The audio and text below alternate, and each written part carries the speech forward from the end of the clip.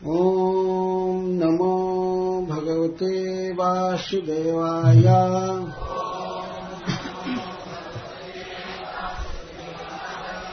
ॐ नमो भगवते वासुदेवाय।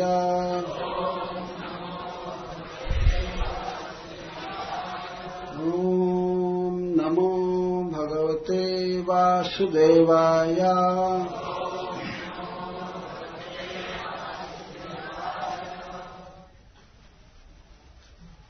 रासलीला में मृदंग वाद्य बजता था, ये प्रसंग आया है भागवत में। तो मुंबई डोंबिवली से आया हुआ एक बच्चा मृदंग सीख रहा है, रासलीला के एक अंग के रूप में इसका मृदंग वादन हम लोग सुनाएंगे। श्री ओम नमो भगवते वासुदेवाय।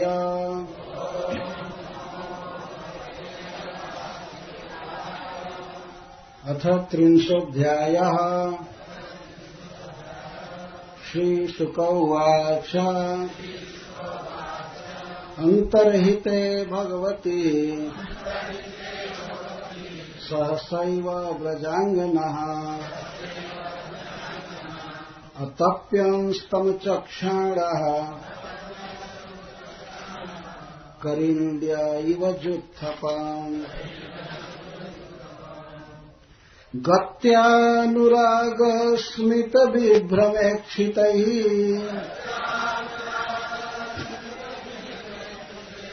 मनोरमालापविहारविभ्रमैः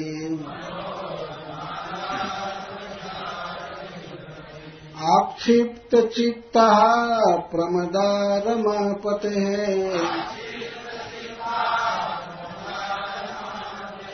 तास्ता विचेष्टः जगृहोस्तदात्मिकः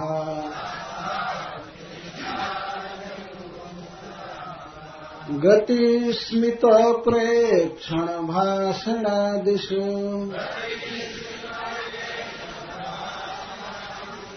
प्रियः प्रियस्य प्रतिरूढमूर्तयः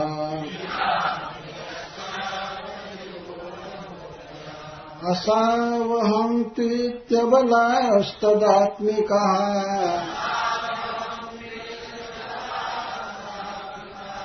न्यवेदिषुः कृष्णविहारविभ्रमः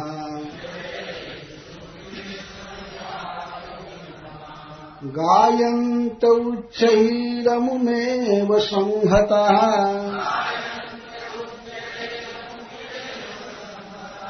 विचिक्युरुन्मत्तकवद्वनाद्वनम् पप्रच्छुराकाशवदन्तरम् बहिर् भूतेषु सन्तम् पुरुषम् वनस्पतिम्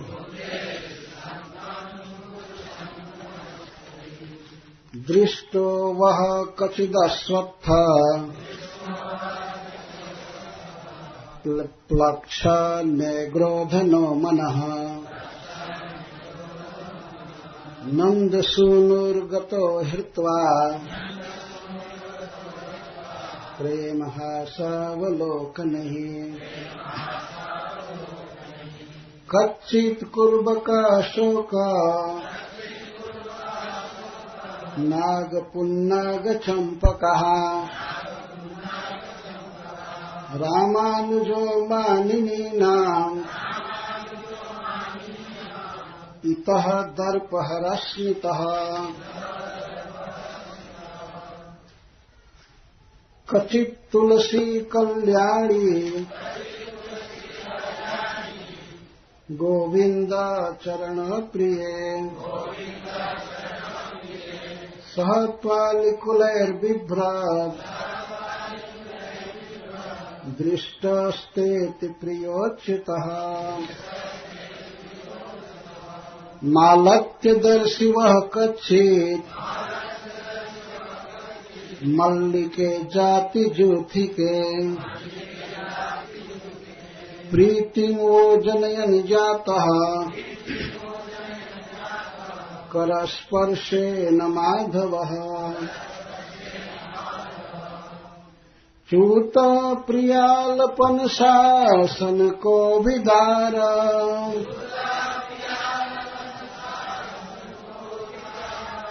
जम्वार्क बिल्व बकुलाम्र कदम्ब नीपः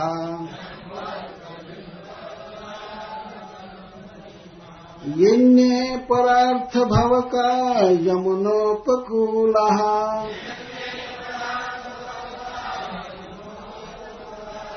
संसन्तु कृष्ण पदवीं रहितात्मनाम्नः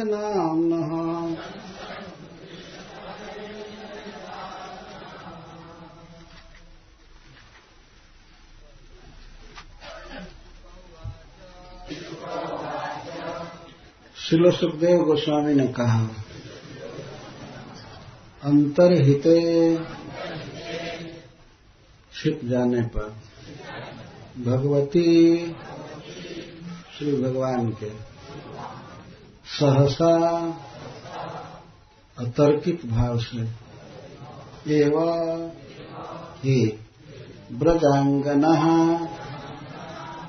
कृष्ण प्रेममयी गोपियां अतप्यम अत्यंत तप्त हो गई, दुखी हो गई। ताम उनको प्रियतम श्याम सुंदर को अचक्षाणा न देखकर करिण्य हथिनिया एवं जैसे जुत्थपम गजेंद्र को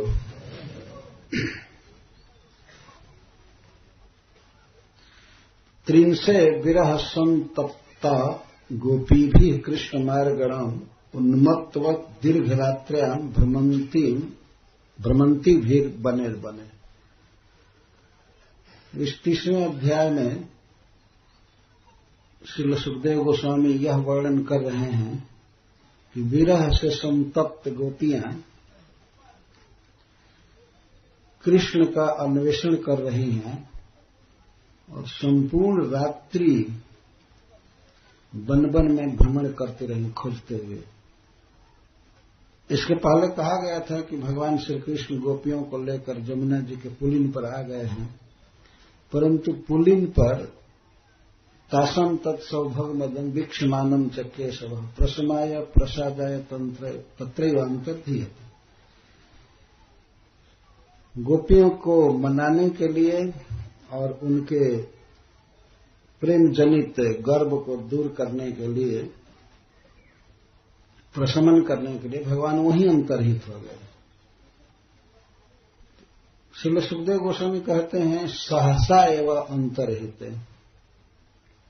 भगवान ने सहसा अंतर्हित हो गए, किसी से कुछ कहे नहीं, ये किस दिशा में गए, पीछे छिप गए कि बगल में गए कि आगे भाग करके चले गए, जैसे भी हो सुखदेव गोस्वामी भी इसको नहीं देख पाए। यदि भगवान की लीला कोई कह रहा है, देख रहे हैं, लेकिन स्वयं कहते हैं सहसा। गोपियां तो उन्मत्त थी, प्रेम में मग्न थी, ये तो नहीं देख पाए। श्री सुखदेव गोस्वामी भी नहीं देख पाए, इसलिए कहते हैं सहसा। सहसा अतर्किते इति अमर कोश। सहसा का अर्थ अतर्कित, कुछ पता नहीं लगा किधर गए, कैसे गए, किस प्रकार गायब हो गए। सहसा अंतर्हित हो गए तो तम अचक्षाणा, अपने प्रियतम कोटि कोटि प्राणों से भी अधिक प्रिय भगवान श्याम सुंदर को श्री गोपियां नहीं देख पाई अकस्मात, तो अतप्यांश बिल्कुल दुखी हो गई। कैसे? जैसे हथिनियों का झुंड अपने नायक गजेंद्र को न देख करके संतप्त हो उठती है। यह दृष्टांत कि जैसे अपने नायक हाथी के बिना हथिनियां संतप्त हो जाती हैं, यह केवल संतापाधिक्य के लिए दृष्टांत है।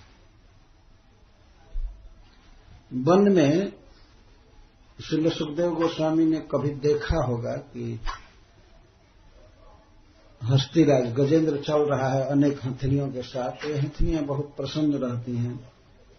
लेकिन यदि हाथी न रहे, उनका नायक न रहे, तो हथनियां चिघाड़ने लगती हैं, विलाप करने लगती हैं, इधर उधर खोजती हैं। संताप बहुत होता है, तो संतापाधिक्य के लिए यह दृष्टांत दिया जा रहा है और सारी लीलाओं के लिए नहीं। और तप्यांश तप्त हो गई, विरह संतप्त हो गई, इसको इस दृष्टांत से समझाया जा रहा है। करिण्य इव जुत्थपम, जैसे हथिनियां मत गजेंद्र के अभाव में संतप्त हो उठती। श्रीपद सिद्धर स्वामी जी कहते हैं कि दीर्घ काल रात्रि में गोपियां भगवान को खोजती रही। कौन बात कर रहे थे?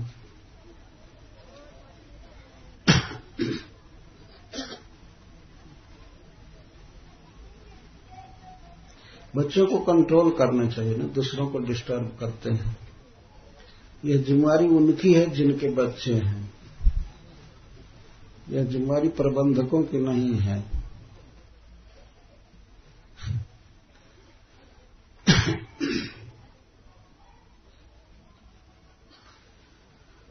और श्लेष से एक अर्थ किया जाता है अंतर्हित भगवती, अंतर्हित, जिनके अंतः में, हृदय में अपनी प्रेयसी गोपियों के प्रति हित की भावना है, स्नेह है, उनके अदृश्य होने पर। ये भगवती का विशेषण है। अंतर्हित, अंतः में, हृदय में हित है, गोपियों के प्रति स्नेह है, सुख देने की भावना है, ऐसे प्रभु छिप गए। क्योंकि लीला ऐसी कहने जा रहे हैं सुखदेव गोस्वामी जिसमें गोपियों को केवल दुख ही मिला, संताप ही मिला, अतः शुरू में ही कहते हैं परंतु भगवान तो अंतः में हित की भावना से भरे।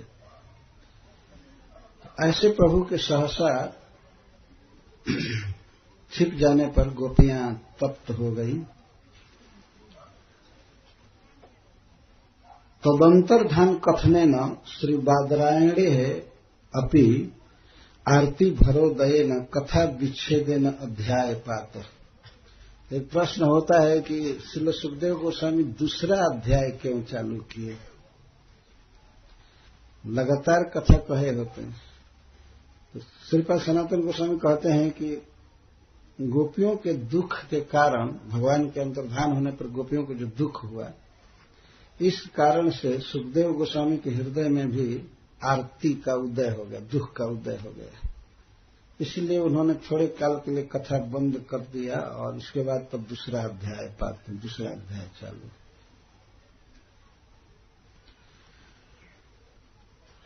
तब फिर कहे क्यों कथा? जब इतना दुख था गोपियों के विरह में, भगवान के विरह में गोपियों के दुख को देखकर सुखदेव जी को दुख था, तो कैसे कथा कहने में समर्थ हुए? श्रीपाद सनातन गोस्वामी कहते हैं तदेवं जात दुखत्वे अपि तासाम एकाम सर्वतः परमाम जाम आदाय भगवान अंतर्हितः तस्याः सौभाग्यम क्षणाद अनुसंधाय धैर्यम अवलंबमान आ। श्रीपाद सनातन गोस्वामी जी कहते हैं कि सुखदेव गोस्वामी का हृदय तो बहुत दुखी हो गया था, लेकिन ध्यान आया कि उन समस्त गोपियों में सर्वश्रेष्ठ श्री राधा नामक गोपी को भगवान ले करके गए हैं, इससे थोड़ा धैर्य हुआ है, इससे थोड़ा सुख हुआ कि चलो एक को तो ले करके गए हैं, अतः वे कथा कहने में समर्थ है। वे कथा कहते हैं।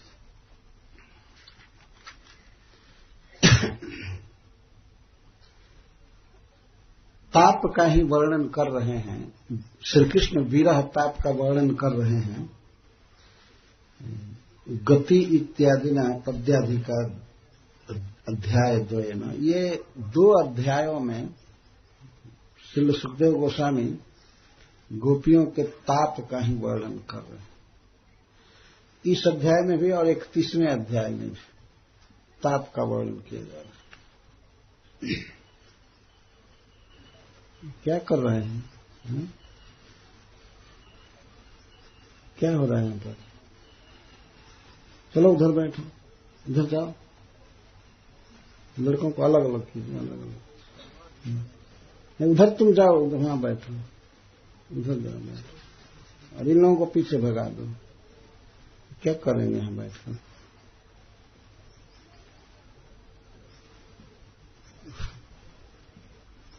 इस तरह से अपने चित्त को इधर उधर डाइवर्ट करना उचित नहीं है।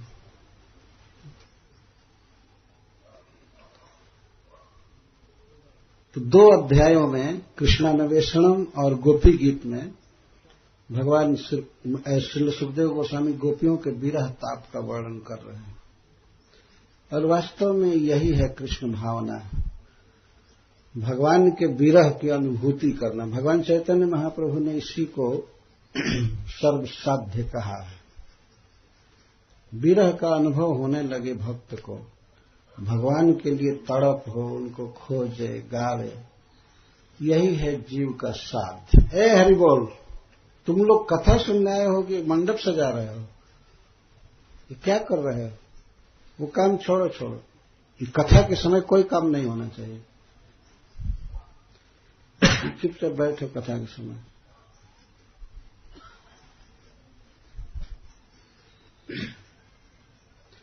तो श्री सुखदेव गोस्वामी कहते हैं कि रमापते है गत्या अनुराग अस्मित विभ्रमेक्षित ही मनोरमा लाभ विहार विभ्रम ही आक्षिप्त चेता तदात्मिका प्रमदा ताहता विचेष्टा जगृहु।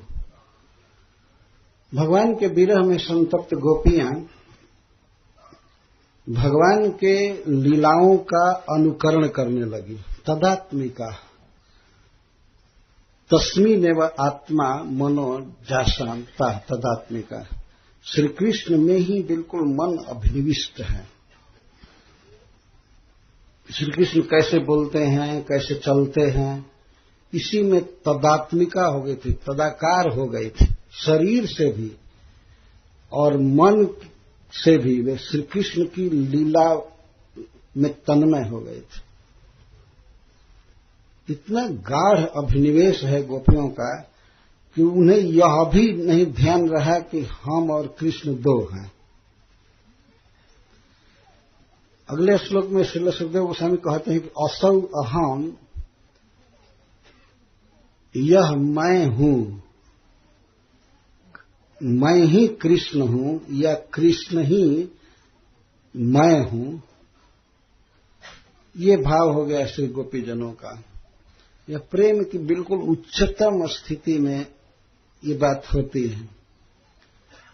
श्रीपद सनातन गोस्वामी कहते हैं कि ये कोई अहम ग्रहोपासना नहीं है कि मैं भगवान हूं, मैं ब्रह्म हूं, मैं यह हूं, क्योंकि शब्द का प्रयोग किया जा रहा है प्रिया प्रियस्य, प्रियाएं अपने प्रियतम के लीलाओं का अनुकरण करने लगी। तदात्मिका, बिल्कुल तन्मय होकर के। किस किस लीला से तन्मयता बढ़ गई थी? गत्या, रमापति के गति से। गति का अर्थ है नृत्य, चाल। भगवान श्री कृष्ण की चाल अपने आप में एक अद्भुत चाल। उनकी चाल को देख करके कितने जीव, भाग्यवान जीव भगवान के भक्त हो जाते हैं, प्रेमी हो जाते हैं। इतना सुंदर चलते हैं, और गति के अंदर चाल भी है और इसके साथ साथ नृत्य विशेष। और श्री कृष्ण को यहां रमापति कहा गया है। रमाया सर्व रूप गुण माधुर्य ऐश्वर्य संपद अधिष्ठात्री शक्ति पत्ति। संपूर्ण रूप, सौंदर्य, गुण, माधुर्य, ऐश्वर्य आदि की अधिष्ठात्री शक्ति है भगवान की, जिसको रमा कहते हैं। तो उस रमा के अध्यक्ष हैं भगवान श्री कृष्ण। अथवा रमापति का अर्थ है राधापति। श्री राधा रानी का पालन कर रहे हैं, अभी साथ में लेकर के गए हैं, इसलिए श्री सुखदेव गोस्वामी रमापति कह रहे हैं।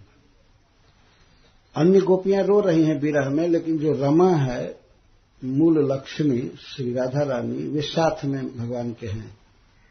तो पति शब्द इसलिए कह रहे हैं कि उनका पालन कर रहे हैं, अपने दर्शन दान द्वारा उनका श्रृंगार करके उनको विरह से बचा रहे हैं, इसीलिए पति शब्द का प्रयोग किया गया है, रमापति। अथवा वैसे भी यदि उनको श्री राधा का पति कहा जाए तो भी बिल्कुल स्वाभाविक है, कोई बात नहीं। प्रेयसी के शब्द के बदले यदि पत्नी कह दिया जाए राधा रानी को तो यह भी कोई गलत नहीं है, क्योंकि राधा रानी ऐसा ही मानती थी अपने को। तो रमापति समस्त रूप गुण माधुर्य ऐश्वर्य की अधिष्ठात्री देवी के श्री कृष्ण नायक हैं। तो उनके गति से और अनुराग पूर्वक स्मित से, विभ्रम से, अवलोकन से और मनोरम आलाप से और विहार विभ्रम आदि से आक्षिप्त चित्ता गोपियों का मन पूर्णतः आकर्षित कर लिया गया था।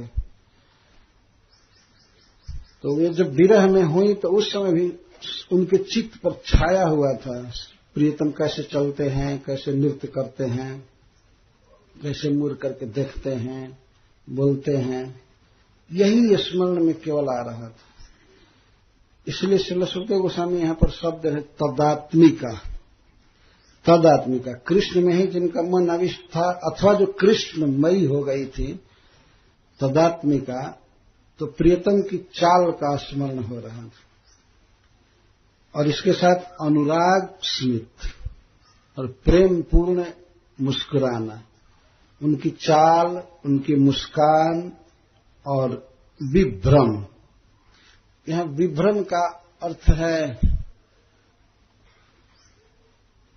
आंखों से देखना। एक विशेष भंगी से भगवान देखते हैं गोपियों को, तो विभ्रम इच्छित है, भाव का संचालन करना और इच्छित है देखना, और मनोरम आलाप, प्रियतम किस तरह बोलते हैं सुंदर वचन और किस तरह सुंदर गान करते हैं,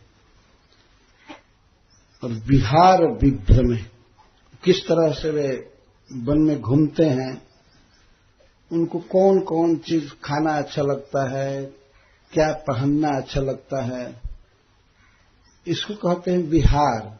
ये किस तरह बोलते हैं, गोपियों का आलिंगन करते हैं, श्रृंगार करते हैं या बांसुरी पर गाते हैं, इन्हीं सब क्रियाओं द्वारा, इन्हीं सब लीलाओं द्वारा गोपियों का चित्त आक्षिप्त था। आक्षिप्त का अर्थ है सम्यक छीन लेना। क्षिप्त शब्द को ही हिंदी में छीन लेना कहते हैं, छीन लिए थे, अर्थात अद्भुत आकर्षण है, महामोहन है भगवान के गति में और अनुराग अस्मित में, विभ्रम में, इच्छित में, मनोरम आलाप में, विहार और विभ्रम में। और एक विभ्रम का इसमें अर्थ है विहार विभ्रमई। विभ्रमई का अर्थ है विशेष गति से, बहुत तेज गति से भ्रमण।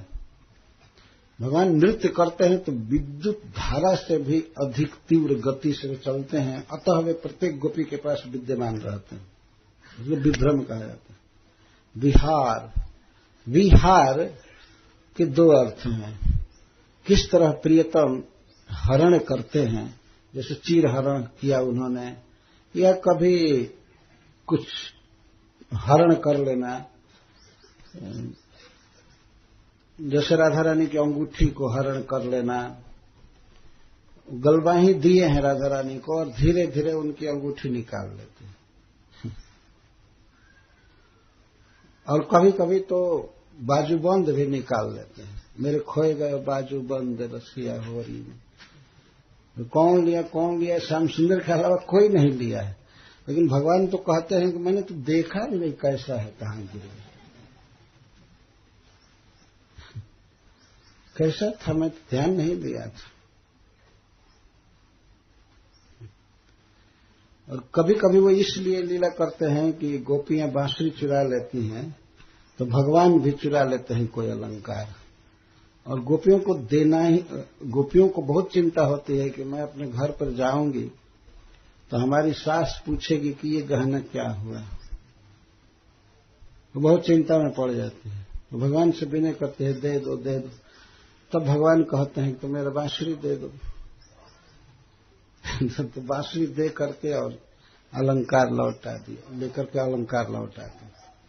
इसको विहार, विशेष हार, हार माने हरण, हरण करते हैं। अथवा विहार का अर्थ है स्वच्छंद, कहीं घूमना, नाचना, गाना। कृष्ण का विहार यही है, जब ही एकांत में हो चाहे किसी के साथ में हो, नाचना और गाना का मुख्य विहार यही।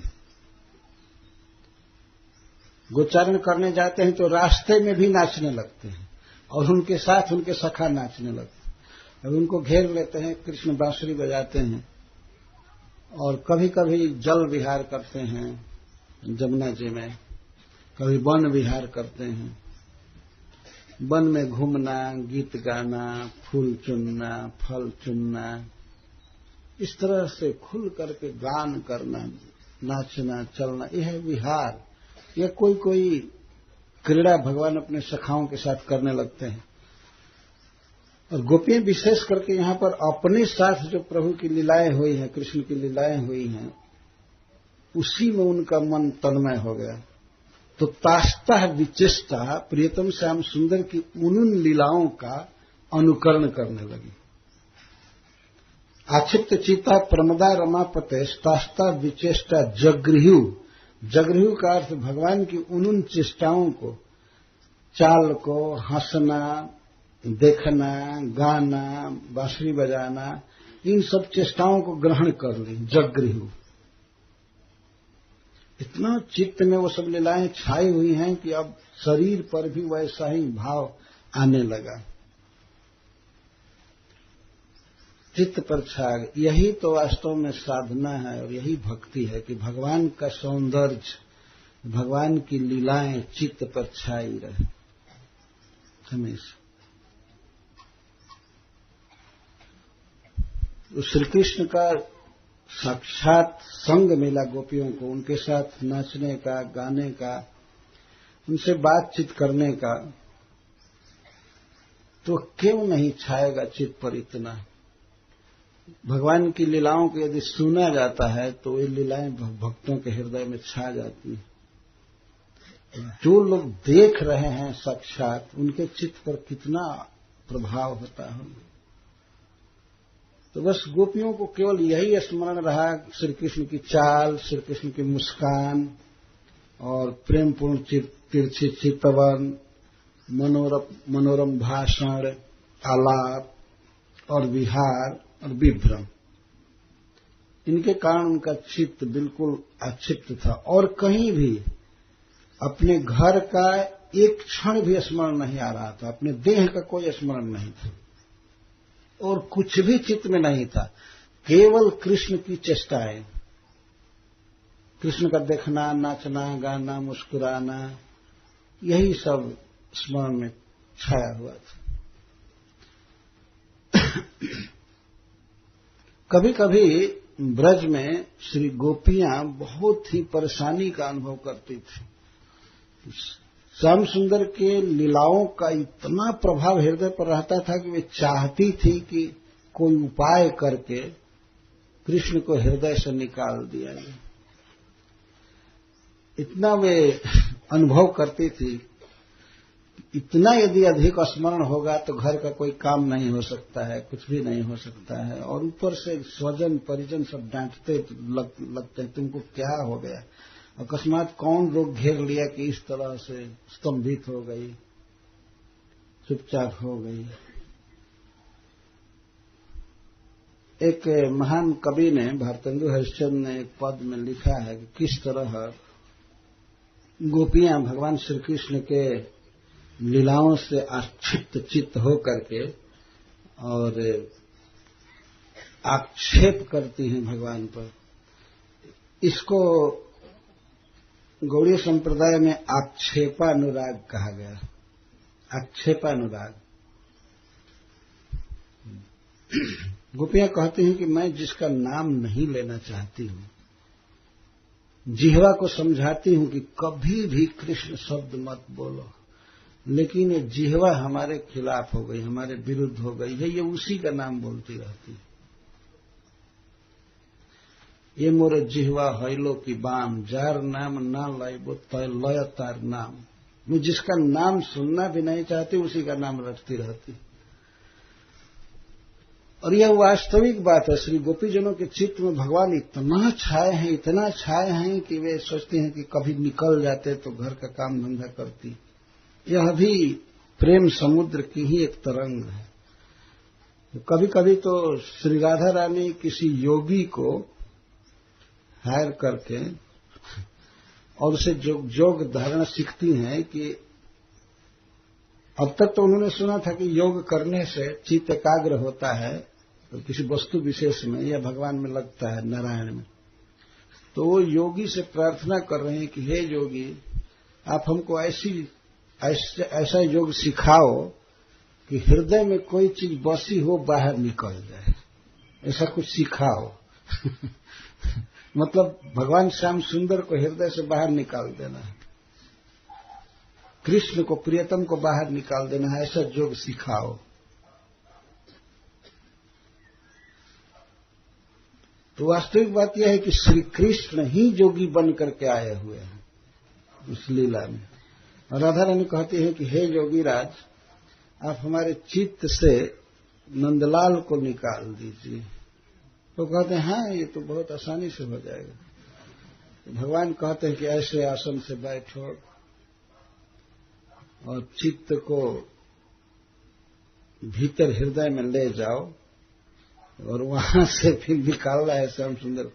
तो ऐसे आंख बंद करो, सीधा बैठो, ये करो। तो राधा रानी कहते हैं इससे तो और अधिक ध्यान हो रहा है, और अधिक ध्यान हो रहा है।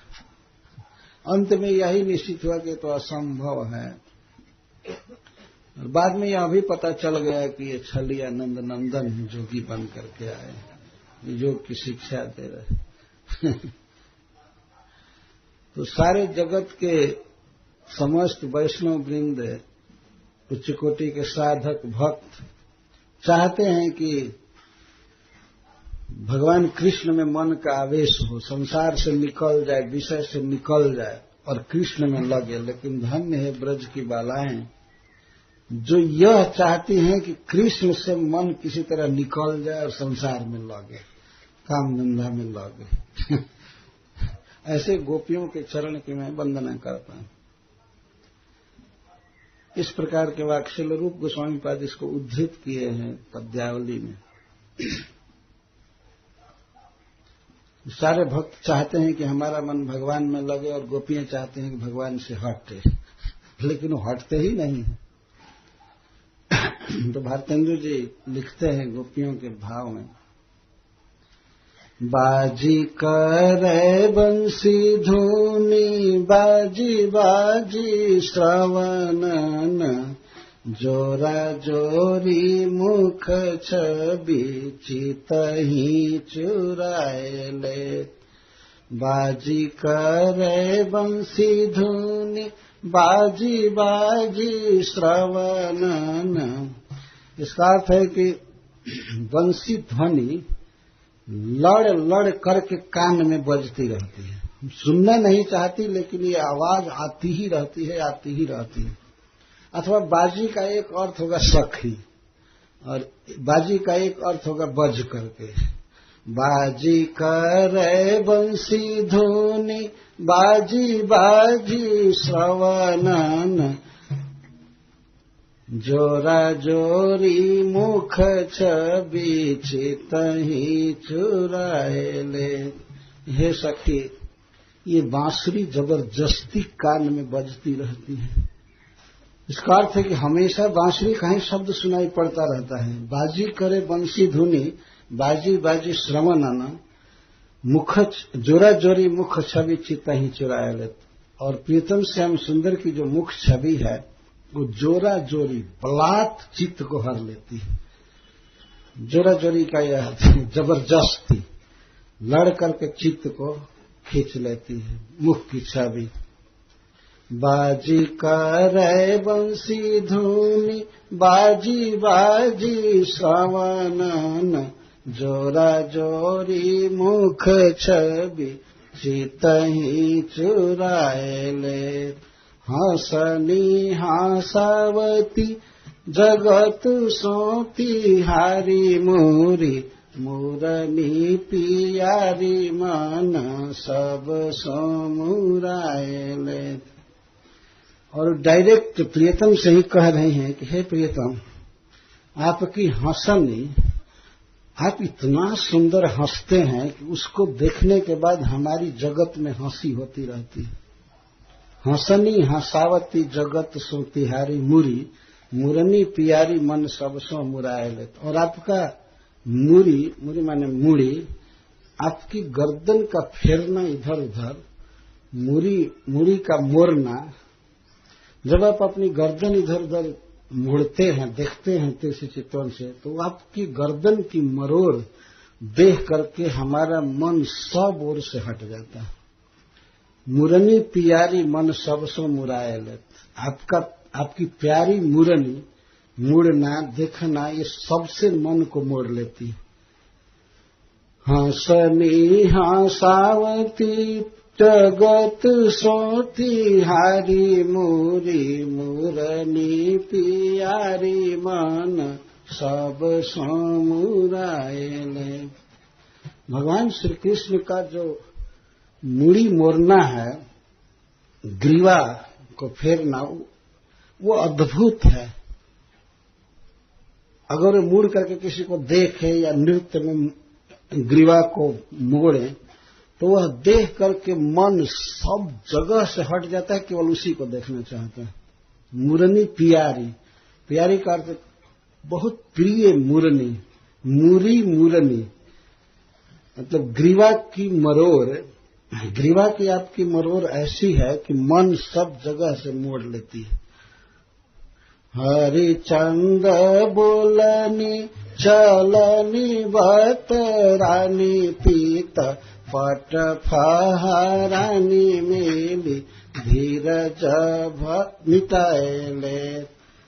और हरिश्चंद्र जी कहते हैं, ये गोपियां कहते हैं कि हे हरिश्चंद्र, हे कृष्णचंद्र, आपका बोलना, आपका चलना और आपका बतराना, बात करना।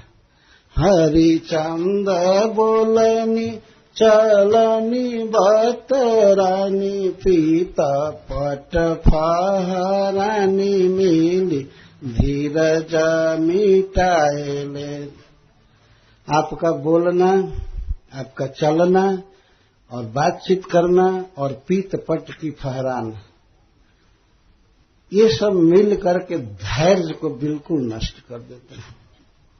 जुल्फे तिहारी लाज, कुल फन तोरे प्राण, प्यारे नैन सैन प्राण, संग ही लगाएले।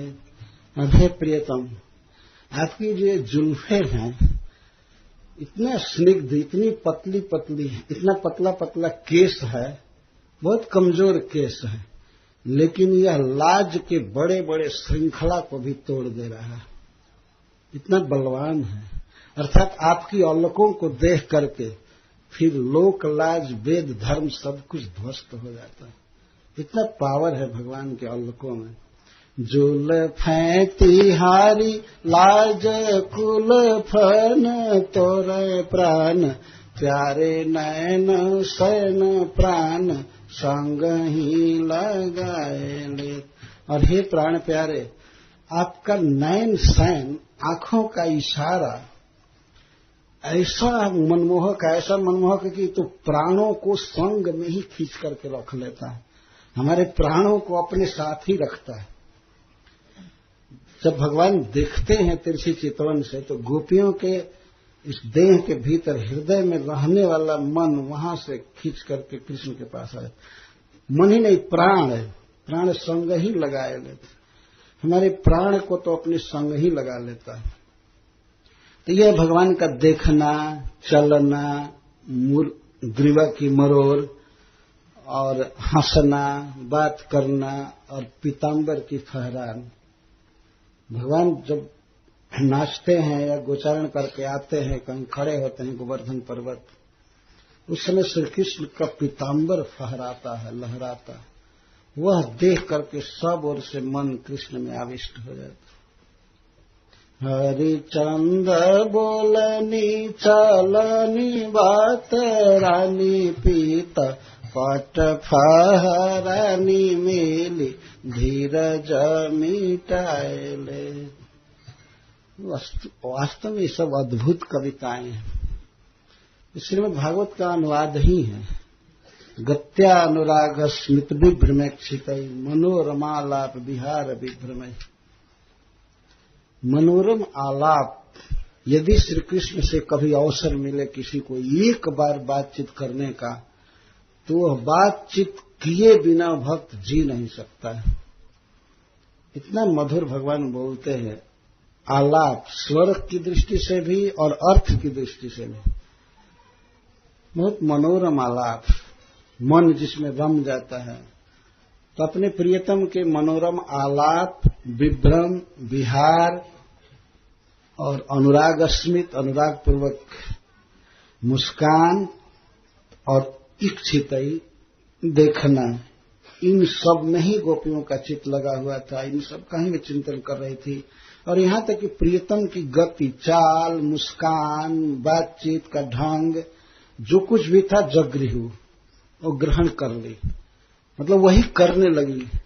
जैसे प्रियतम श्याम सुंदर चलते हैं वैसे चलने लगी, जैसे गाते हैं वैसे गाने लगी, जैसे खड़े होते हैं वैसे खड़ी होने लगी। आगे वर्णन आएगा कि किस प्रकार से भगवान की लीलाओं को गोपियों ने करना प्रारंभ किया। इसके बाद है जो दूसरे सिटी में वो बात कही जाएगी, वो कथा कि गोपियां भगवान श्री कृष्ण की लीलाओं को ग्रहण कर ली। येनु चक्रुष तदात्मिका, तदात्मिका गोपियां अपने प्रियतम की लीलाओं को करने लगी। ये वर्णन आता है। पहली लीला सुखदेव गोस्वामी कह रहे हैं, काश्चित पूतना यंत्य कृष्णा यंत पिबतस्तनो। कोई कोई गोपी पूतना बन गई।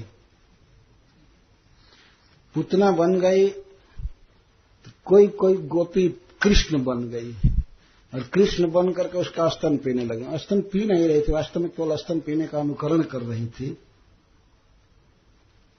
और इसके बाद गोपी जो पूतना बनी थी वैसे मरे जैसे भाव व्यक्त कर रही थी और कृष्ण बनी हुई गोपी खेल रही थी इसको।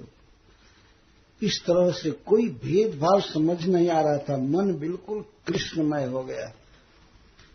सारी लीलाएं करने लगी, कई बार कर रही थी। पूरी रजनी बीत गई और उसी तरह से लीला में आविष्ट थी। यह दीर्घकालीन रात में बहुत अंश बीत गया इस तरह से। प्रीतम श्याम सुंदर छिप गए हैं, पर उनकी लीलाओं का, उनके चाल हाव भाव का इतना वो प्रभाव है मन पर कि वही केवल स्मरण आ रहा है और वही करने लगी। विचेष्टा का अर्थ है विविधा चेष्टा। जगृहु चेतसी दध्यु प्राप्ता, ये चित्त में उसी को धारण कर ली। इसी बात को श्रील सुखदेव गोस्वामी फिर तीसरे श्लोक में कह रहे हैं। गति स्मित प्रेक्षण भाषणादिषु प्रिया प्रियस्य प्रतिरूढ़ मूर्तयः असावहन्ति तबलाष्टदात्मिकः न्यवेदसु कृष्ण विहार विभ्रमः। तत्र तदात्मकत्वम अभिव्यंजयति गति इति। श्रीपाद सनातन गोस्वामी जी कहते हैं पूर्व श्लोक में कही हुई बातों को पुनः कह रहे हैं। तदात्मकत्व का वर्णन कर रहे हैं। किस तरह गोपियां कृष्णमय हो गई हैं इसका वर्णन कर रहे हैं।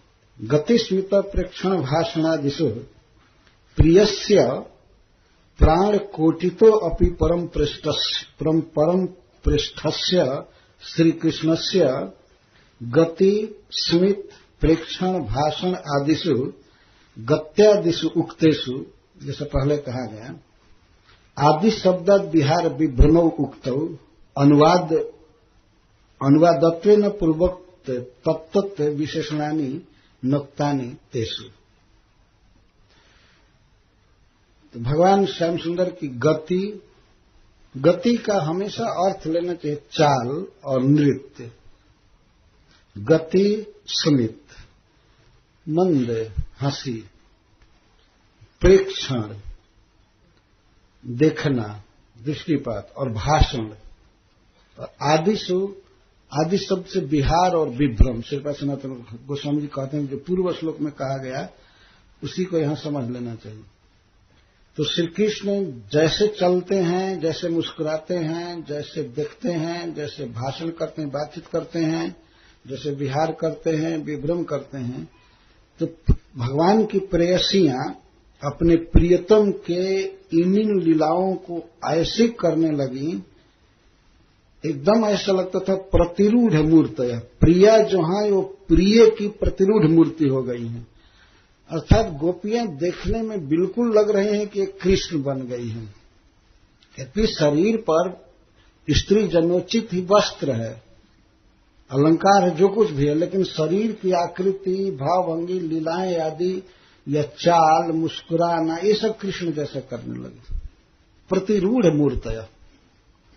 प्रतिरूढ़ मूर्तय का अर्थ है सदृशी भूता मूर्तय इंद्रियादि संघातात्मक देहा जैसांता इति अंतर बहिष्तद भावापत्ति उक्ता। श्रीपाद सनातन गोस्वामी जी कहते हैं कि गोपियों का शरीर भी कृष्णाकार हो रहा था और मन तो कृष्ण में लगा ही था। तो इसको कहते हैं अंतः बहि, बाहर से और भीतर से भी सब ओर से कृष्णमय हो गई।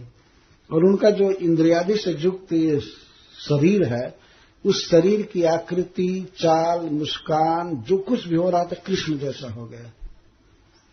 प्रतिरूढ़ मूर्तय, प्रियस्य प्रतिरूढ़ मूर्तय। वे प्रियाएं, भगवत प्रेयसियां अपने प्रियतम के ही आकार की लगने लगी, या इन चेष्टाओं में कृष्ण जैसा प्रतिरूढ़ मूर्ति हो गई, प्रिय की प्रतिरूढ़ मूर्तियां हो गई।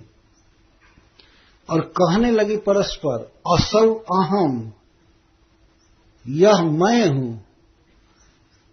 यह नहीं कह रहे कृष्ण मैं हूं, कृष्ण मैं हूं, हे सखी मेरे विरह में क्यों रो रही हो, मैं कृष्ण आ गया, मैं कृष्ण आ गया। और प्रत्येक गोपी यही बोल रही है, मैं कृष्ण हूं। और दिखा दिखा कर कह रहे देखो मैं कितना सुंदर चल रहा हूं, देखो मेरी चाल देखो, मेरी ये देखो। और सभी गोपियां, कोई किसी की सुन नहीं रही है, प्रत्येक गोपी निवेदित कर रही है, देखो मैं कृष्ण हूं। श्रीपाद सनातन गोस्वामी जी कहते हैं कि कृष्ण साफ क्यों नहीं बोला कि मैं कृष्ण हूं, असौ अहम क्यों कह रही है, मैं यह हूं, मतलब मैं कृष्ण हूं। तो श्याम सुंदर इतना चित्त पर छाए हुए हैं, इतना चित्त पर छाए हैं और इतना नैकट्य का अनुभव हो रहा है कि वो कहती हैं असौ अहम, यह मैं हूं, अर्थात जिसके विरह में तुम रो रही हो मैं हूं, मैं हूं। और इस तरह से कृष्ण जैसा मुस्कुराना, बांसुरी बजाने की नकल करना, चलना, गाना, नाचना, बात करना, इस तरह से करने लगे। असौ अहम तबला स्वदात्मिका नैवेद्य कृष्ण विहार विभ्रमा। कृष्ण के विहार और विभ्रम से अन्वित, सब जगह बाहर है, शरीर में वही विकृतियां हो रही थी। जैसे कृष्ण तिरछी चितवन से देखते हैं वैसे देखने लगी, चलने लगी, गाने लगी, और जो जो चेष्टा कृष्ण करते हैं वैसे ही करने लगी। और ऊपर से कहती है नैवेदिषु, कहती हे सखी देखो देखो देखो क्यों रो रही हो, मैं कृष्ण आ गया मैं कृष्ण आ गया। और कृष्ण जैसा आलिंगन करना, कृष्ण जैसा बोलना, मुस्कुराना। और प्रत्येक गोपी एक दूसरे से यही निवेदन कर रही है, मैं कृष्ण। ये इधर से बोलती है कि मैं कृष्ण हूं, वो उधर से वो भी सुनाती है मैं कृष्ण हूं, मैं कृष्ण हूं, मैं यह हूं, मैं वह हूं, मैं यह हूं, मैं कितना सुंदर चलता हूं देखो, मैं कितना सुंदर बांसुरी बजाता हूं देखो। यही सब कहने लगे। अपना स्वरूप, अपनी स्थिति बिल्कुल भूल गए। प्रियतम ही मन में छा गए, शरीर में छा गए, आत्मा में छा गए, सब जगह उस उन्हीं की चेष्टा को ग्रहण कर रही।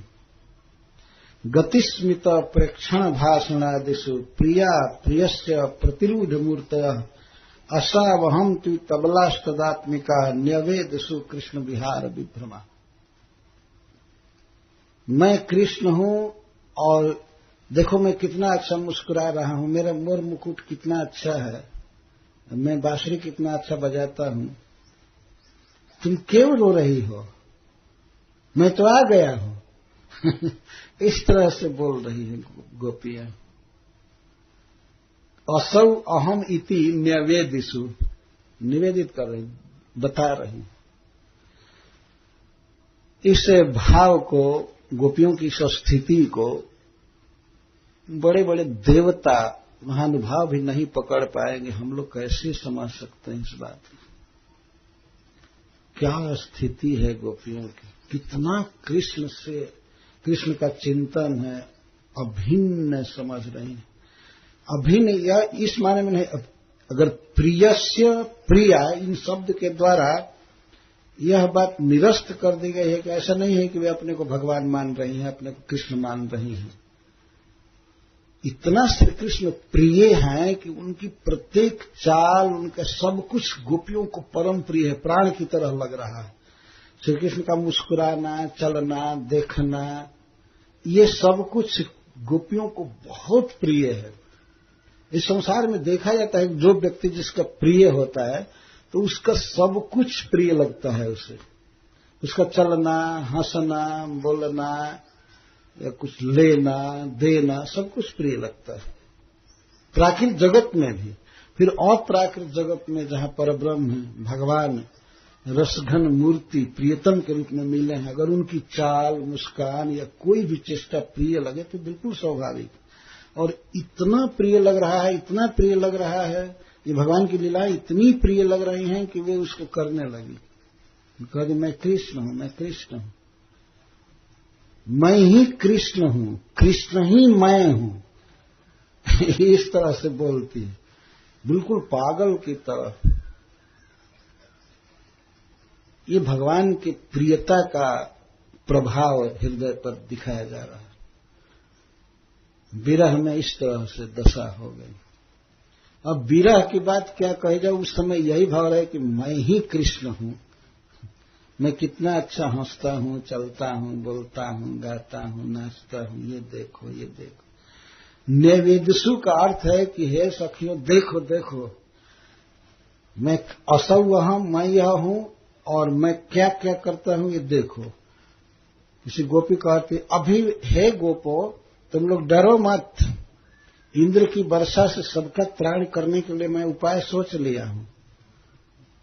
और इतना कहकर अपने ओढ़नी को, दुपट्टा को ऐसे गोवर्धन की तरह धारण करती है। सब लोग भीतर आ जाओ गोवर्धन पर्वत के अंदर, कुछ भी नहीं होगा, मैं रक्षा कर लूंगा। इस तरह से निवेदन करती हैं। बहुत सी लीलाओं का इस तरफ निवेदन करती हैं। आगे चल करके ये सब वर्णन है। कोई कोई गोपियां कहती हैं हे गोपों, ये वन में आग लगी है, इससे डरो मत, तुम लोग आंख बंद करो, आंख बंद करो, मैं अभी तुम्हारी रक्षा कर लूंगा। तो और गोपियां आंख बंद करती हैं। और जो कृष्ण बनी हुई गोपी है, कृष्ण भाव में, वो तुरंत अपने पीले पीले ओढ़नी को थोड़ा मुख में लगाकर कहती मैं सारी आग पी गया, मैं सारे आग पी जाऊंगा, तुम आंख बंद करो। आंख बंद करते हैं तो वो अपने दुपट्टा, पीले पीले दुपट्टा के जो छोर को मुख में लेती है, मैं आग पी गया, आग दूर हो गया ना, खत्म हो गया।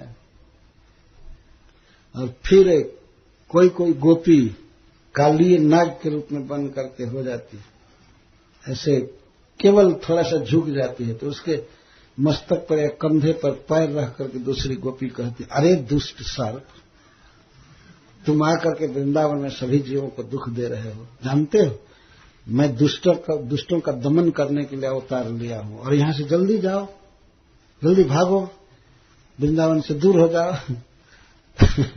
इस तरह की लीलाएं इनका वर्णन बाद में आएगा। नैवेद्यसु कृष्ण विहार विभ्रमा, अपने प्रियतम की चाल मुस्कान देखना या गोचारण करना, गोवर्धन धारण करना, कालिए का मर्दन आदि करना, बस यही सब चित्त पर छाया हुआ था। उसमें मुख्य रूप से गति स्मित प्रेक्षण भाषण आदि इन सब क्रियाओं में अपने प्रियतम का ही रूप धारण कर लेते और ऊपर से बोल रहे थे वचन विकार, मैं कृष्ण हूं, मैं कितना अच्छा चलता हूं, कितना अच्छा बोलता हूं, इस तरह निवेदन कर रहे थे। इति नैवेद्यसु प्रत्येकम सर्वमिथो निवेदित वक्त्य तन्मयत्वं च प्रेम लीला भर स्वभावे नैव न तु अहम ग्रहोपासना विशेषण इति आशेन आह प्रिया प्रियस्य मुहुरवलोकित मंडन लीला मधुर पिरोहम इति भावनशीला। गीत गोविंद में कहा गया है कि कोई गोपी मंडन लीला को ही देख रही है, भगवान किस तरह श्रृंगार करते हैं किसी गोपी का। मुहुरवलोकित मंडन लीला मधुरी पुरहम इति भावनशीला, और भावना कर रहे हैं कि मैं ही कृष्ण हूं, मैं ही मधुरिपु हूं। प्रेम में चाहे संयोग हो चाहे वियोग हो, प्रियतम ही सब समय हृदय में छाए रहते हैं, अतः उन्हीं की चेष्टाएं अच्छी लगती हैं। ये बहुत अच्छा लगता है गोपी को सोच करके, ओहो मैं ही कृष्ण हूं, मैं ही कृष्ण हूं, ये तन्मयता आ जाती है और उनकी क्रियाएं बहुत सुंदर लगती हैं, चेष्टाएं। यहां यह दशा हो गई। अब इसी स्थिति में, इसी तदात्मत्व के भाव में अपने प्रियतम का अन्वेषण चालू की। अन्वेषण तो पहले से ही कर रही है, लेकिन अब फिर से विशेष रूप से वे खोजना चालू की और गाना चालू की। गायन्त उच्चैः यमुमेव संहता विचिकिरुन्मत्तकवद्वनाद्वनम् पप्रच्छुराकाशवदन्तरम् बहिर्भूतेषु सन्तम् पुरुषम् वनस्पतिम्। संघता का अर्थ है एक में मेल करके, जुथ भेद छोड़ करके सब एक भावना में होकर, संहता एक भावना में होकर के, और अमुम एव श्री कृष्णम एव उच्च ही गायन्त, श्री कृष्ण के ही विषय में गान कर रही थी, कृष्ण को ही गा रही थी, अर्थात कृष्ण के रूप गुण माधुर्य सौंदर्य लीलादि को ही गा रही थी। अमुम एव उच्च ही गायन्त, और उच्च क्यों गा रही हैं? उच्च स्वर से गान कर रही हैं कि प्रियतम हमारे दुख को सुन करके आ जाएंगे। अथवा प्रेम का ऐसा स्वभाव है, गान होता ही है, इसलिए गा रही है। गायन्त्य गानमत्र गोकुले प्रसिद्धम पूतना बधादिमयम। गान का क्या अर्थ, क्या गा रही है? तो अमुम एवं गायन्त, कृष्णम एवं गायन्त, कृष्ण को ही गा रही है। इस पर श्रीपाद सनातन गोस्वामी जी कहते हैं कि गानम गोकुले प्रसिद्धम पूतना बधादिमयम तच्च विष जलापयाद इत्यादि भी इत्यादि बक्ष्यमाण रीत्या। आगे कहा जाएगा ये सब गा रही हैं। विष जलापयाद व्याल राक्षसाद वर्ष मारुताद वैद्यतानलाद, यही जो गोपी गीत में गाया है उन्होंने, यही गा रही हैं। तो भगवान की लीला गा रही हैं, भगवान के शारीरिक सौंदर्य की गाथा गा रही हैं और उनके स्नेह की गाथा। अमुम एवं गायन्त, कृष्ण को ही गा रही हैं। उच्च ही गायन्त, उच्च ही गानम तो तम प्रति दूरात निजारती श्रवणार्थम। उच्च गान इसलिए कर रही हैं कि दूर से प्रियतम हमारे दुख के गीत को सुन करके आ जाएंगे। कि वह गीत प्रियस्य तस्य तेना आकर्षणार्थम, अथवा श्री कृष्ण गीत प्रिय हैं, उनको गीत बहुत अच्छा लगता है, वो गाते भी हैं, स्वयं सबसे बड़े गायक भी हैं और गीत को सुनने के बड़े रसिक हैं, तो उनको प्रसन्न करने के लिए गा रही। भगवान गाने से बहुत प्रसन्न होते हैं, उनको बहुत सुख मिलता है। जैसे ग्रंथ है कृष्ण कर्णामृतम, कृष्ण के कानों के लिए अमृत, बिल्वमंगल ठाकुर ने गाया। भगवान को गीत बहुत पसंद है, तो गोपियां इसलिए भी गा रही हैं कि हमारे गीत को सुन करके प्रसन्न होंगे और आएंगे। अथवा दुख में ऐसा स्वभाव है, उच्च स्वर से व्यक्ति विलाप करने लगता है, गाने लगता है। तो उच्च ही गायंत्य और वनात् वनम उन्मत्तकवद विचिक्यु, और एक वन से दूसरे वन में, दूसरे से तीसरे वन में, इस तरह वन वनांतर में अपने प्रियतम को खोजने लगी। गा रही है, उच्च स्वर से गा रही है और खोज रही है। कुंज में, लता पता में, इधर उधर वन में खोज रही है। विचिक्यु अन्वेषित वक्त्य, और बीच बीच में प्रपच्छ, बीच बीच में पूछती है। अमृगयन गानान्वेषणयोर जौगपत्यमिदम, अन्वेषण जो हो रहा है वो गान के साथ हो रहा है, दोनों एक साथ। गायन्ते व भ्रमंती मध्य मध्य तु पृच्छन्ति इति अर्थ, और बीच बीच में पूछती जाती। किससे पूछती हैं? मुख्य रूप से वन में किससे पूछती हैं? वन में तो वृक्ष भरे पड़े हैं, तो वृक्षों से पूछती हैं। वनस्पति, वनस्पति से तात्पर्य है बड़े बड़े वृक्षों से पूछती हैं, या लताओं से पूछती हैं। वृक्ष लता वन में तो यही है, और इन्हीं लोगों की संगति भगवान सबसे ज्यादा करते हैं, अतः इन्हीं से पूछना चाहिए। प्रश्न होता है कि उनको ये कैसे भाव हुआ है कि वृक्ष बताएंगे या देखे हैं? तब सुखदेव गोस्वामी कहते उन्मत्तकवद, जो पागल व्यक्ति उन्माद में हो, उसको ध्यान नहीं रहता है कौन क्या जानता है, किससे पूछे, क्या बात करे, इस तरह उन्माद ग्रस्त पागल की तरह पूछ रही थी। अब जब उन्मत्त की तरह हो गई, उन्माद में कोई स्त्री हो गई, तो क्या बोलेगी, क्या कहेगी, किससे पूछेगी, कोई ठिकाना नहीं रहता है। इस संसार में देखा गया है कि उन्माद से ग्रस्त, खास करके किसी को भूत लग जाता है, तो कब क्या बोलेगा, कब क्या गाएगा, कब हंसेगा और कब रोने लगेगा, कुछ भी पता नहीं रहता। तब उसकी क्रियाओं का अन्वय क्या बैठाया जा सकता है? कोई ये सोचे क्यों हंस रहा है, क्यों गा रहा है। कहीं वृक्षों से किसी का पता पूछा जाता है? आज कोई कहीं खो जाए तो क्या कोई हिमालय के वृक्षों से पूछेगा कि इधर हमारा प्रिय गया?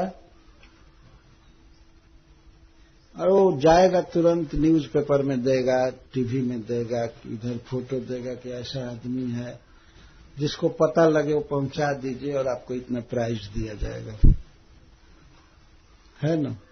लेकिन ऐसा पागल, ऐसा उन्माद ग्रस्त कि वृक्ष से पूछे। किनके विषय में? पुरुषम, तो पुरुष हैं, श्री भगवान हैं, या उनके अपने नायक हैं, जो आकाश की तरह भीतर भी है और बाहर भी है। अंतरम बहि आकाशवत, आकाश प्राणियों के बाहर भी है और भीतर भी है। कान के भीतर है, नासिका के भीतर है, जहां भी खाली जगह है तो आकाश है। तो भगवान इस तरह से सुलभ हैं। यह उदाहरण इसलिए दिया जा रहा है कि भगवान वास्तव में निकट ही हैं, केवल किसी झुरमुट की आड़ लिए हैं, कुंज की पत्ता की आड़ लिए हैं। तो गोपियों के अंतः में भी वे छाए हुए हैं और बाहर भी वे उनकी आकृति धारण कर रही हैं, लीलाएं कर रही हैं। इसलिए कहा जा रहा है भगवान बाहर भी हैं, गोपियों के भीतर भी हैं। अथवा ये आकाश जैसे सर्वव्यापक रहता है, वैसे ही उनके साथ ही हैं, हृदय में तो है ही अंतः, और बाहर भी वो निकट ही चल रहे हैं। इन लोगों के विलाप के वचन को सुनते हुए चल रहे हैं। परस्पर श्री कृष्ण को कभी कभी गाली देती हैं तो उसको भी सुन रहे हैं। मीठी लगे तो तोरी गारी सुन बरसाने वाली, श्री कृष्ण को कभी कभी कपटी कितौ धूर्त कहते जाती है, कभी रोती है, कभी हे प्रियतम, हे प्राणार्बुद प्रिय प्रिय, आप हमें दिख जाइए नहीं तो हम मर जाएंगे। इन सब वाक्यों को भगवान सुनते जा रहे हैं। उनको बहुत अच्छा लग रहा था। तो मीठी लगे तोरी गारी सुन बरसाने वाली। कल एक भक्त गा रहे थे कि हे बरसाने वाली सुनो, मुझे तुम्हारी गाली बहुत मीठी लगती है। इसका मतलब कि और गाली देती रहो। प्रिय यदि मान करी करे भरसन, वेदस्तुति है ते सही हरे मरमान। स्वयं भगवान कह रहे हैं।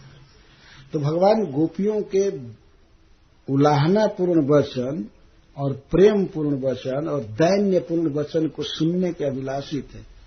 इसलिए श्रील सुखदेव गोस्वामी आकाश से उनकी उपमा दे रहे हैं। वो तो आकाश की तरह गोपियों के भीतर भी हैं, बाहर भी हैं, लेकिन वो उन्माद से ग्रस्त हैं, विरह की भावना से, इसलिए वो देख नहीं रही हैं और भगवान दिखा नहीं रहे हैं अपने को। इसलिए भी नहीं दिखा रहे हैं, दृष्टांत बता रहा है कि आकाश है सब जगह लेकिन दिखाई नहीं देता। क्या आकाश दिखाई देता है? नहीं दिखाई देता है, से कोई रूप नहीं है।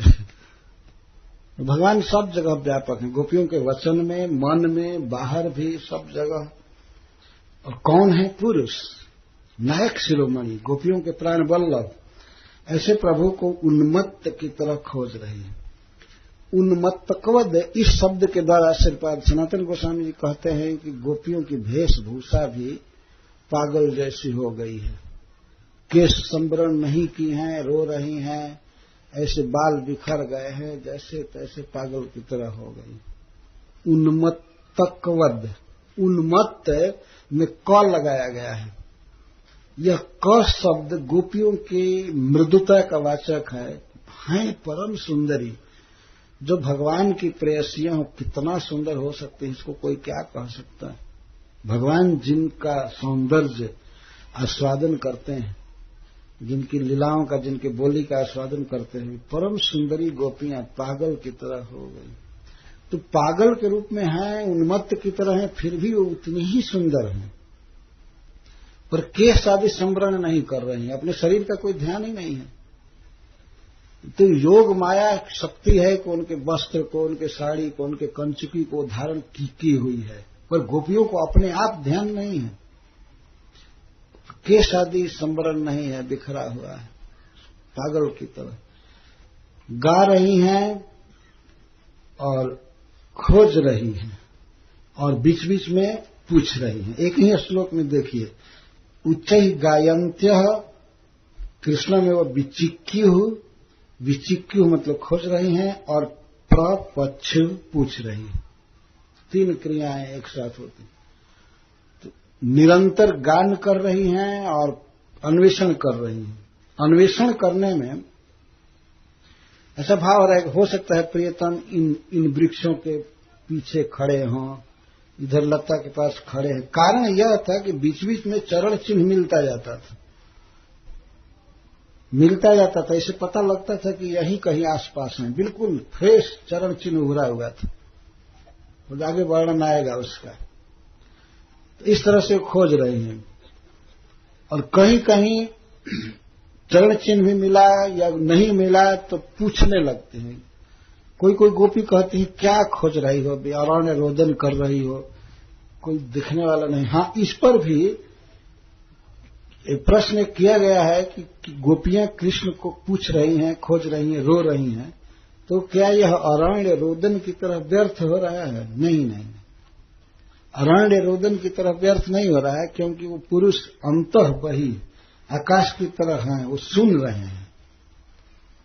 ऐसा नहीं कि गोपियां रो रही हैं और भगवान बहुत दूर चले गए, सुने ही नहीं। इसको अरण्य रोदन कहते हैं। अरण्य रोदन का मतलब होता है कोई जंगल में जा करके रोना चालू करे और कोई सुनने वाला आदमी नहीं है, कोई सांत्वना देने वाला, उसके दुख को पूछने वाला कोई नहीं हो, और जंगल में रो रहा है, तो उसको अरण्य रोदन करते हैं। बेकार रोना। आखिर रोता है आदमी किसी को पिघलाने के लिए, किसी में दया उत्पन्न करने के लिए, और वहां कोई है ही नहीं। वहां तो बाघ, भालू और जानवर सब भरे पड़े हैं, दूसरे जंगली जीव, तो वो रो करके क्या करेगा? तो जहां व्यक्ति व्यर्थ रोता है तो उसको अरण्य रोदन कहते हैं। श्रीपाद सनातन गोस्वामी जी कहते हैं कि तो क्या गोपियां अरण्य रोदन कर रही थी, कोई सुन नहीं रहा था? कहते नहीं नहीं, भूतेषु संतम पुरुषम वनस्पति, भगवान तो वहीं निकट में थे, उनका रोना बिल्कुल सार्थक था, भगवान सब सुन रहे थे और वो आस्वादन कर रहे थे। तो इस तरह से पूछती हैं। और वैसे भगवान श्री कृष्ण तो अंतर्जामी रूप से हैं ही सबके भीतर और बाहर भी हैं। उन्होंने जमुना के पुलिन पर गोपियों की बैठक में इस बात को स्वीकार किया कि माया परोक्षम भजता तिरोहितम मासु तुम मारहत प्रियम प्रिया, हे मेरी प्रियाओं, मेरे प्रति दोष दृष्टि मत करो कि मैं कठोर हूं। मैं छिप करके तुम्हारे साथ चल रहा था, जब तुम लोग गीत गा रही थी, पूछ रही थी, बोल रही थी मेरे विषय में, तो मैं सब सुन रहा था। तो ऐसा क्यों किए? क्योंकि आप लोगों की बातें मुझे बहुत अच्छी लगी, इतना अच्छा लग रहा था कि मैं सुनते हुए चल रहा था। तो परोक्ष रूप से मैं आपका भजन करते हुए ही चल रहा था, आपसे प्रेम करते हुए ही चल रहा था।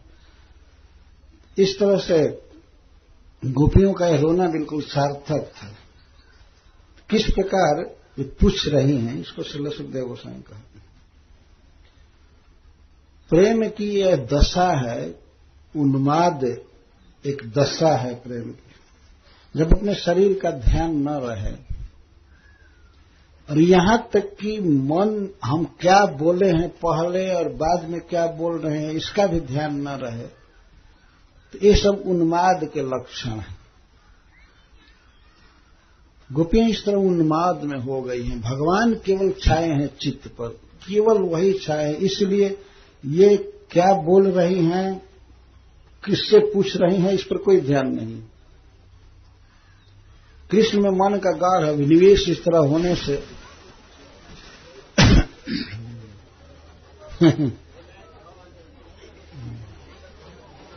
क्या गिरा?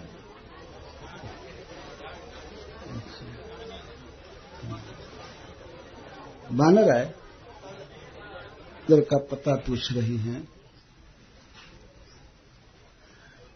और उन्मत्त कवद, उन्माद से ग्रस्त हो गई।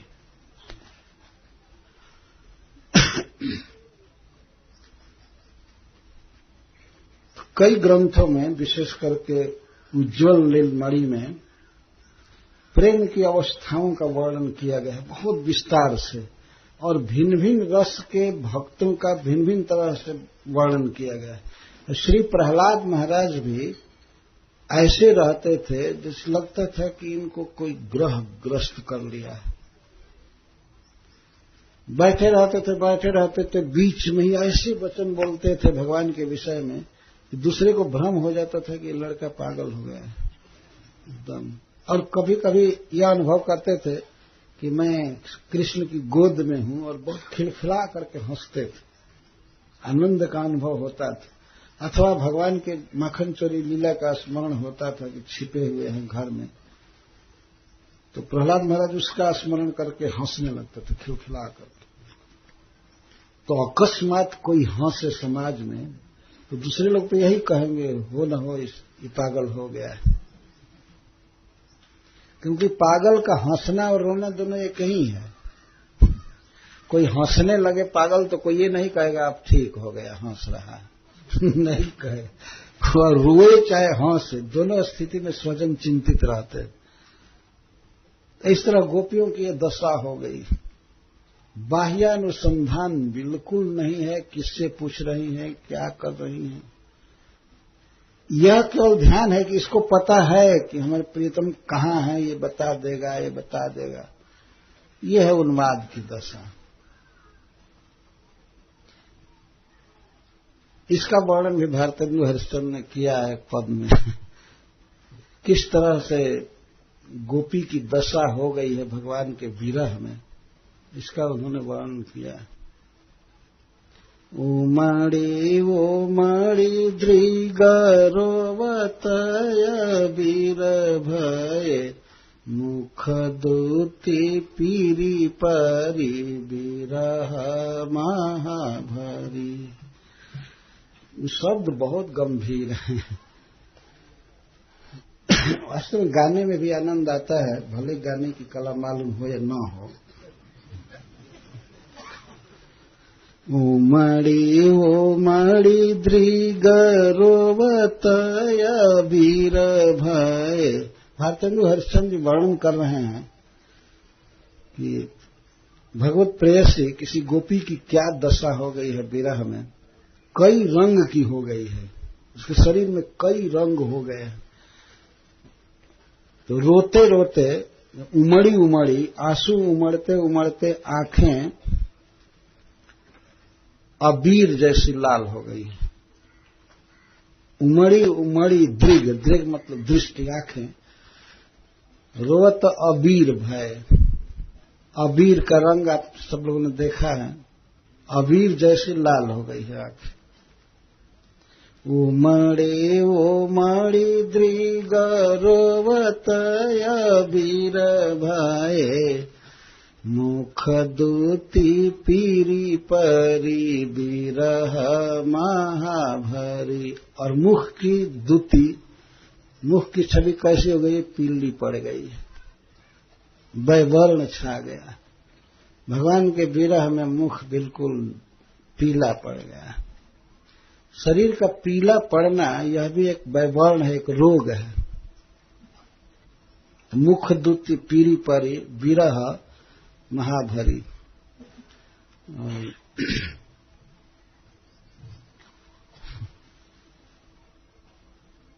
हरिचंद प्रेम माती मन गुलाबी छकी काम झर झांकरी सी दूती तन की करी। भारतेंदु हरिश्चंद्र जी कहते हैं कि वो प्रेम में मतवाली है तो यह गुलाबी रंग है। उस गोपी के लिए उसके मनोभाव का भी वर्णन कर रहे हैं और शरीर का भी। हरिचंद प्रेम माती मनहु गुलाबी छकी। ये जो पिंक कलर है गुलाबी, यह प्रेम का परिचायक है। तो हरिचंद प्रेम माती मनहु गुलाबी छकी, वह प्रेम में, कृष्ण के प्रेम में बिल्कुल मतवाली है तो यह है गुलाबी रंग। लगता है इसे गुलाब रंग में घुल गए, गुलाबी रंग डाल दिया गया पूरा पूरा उसमें।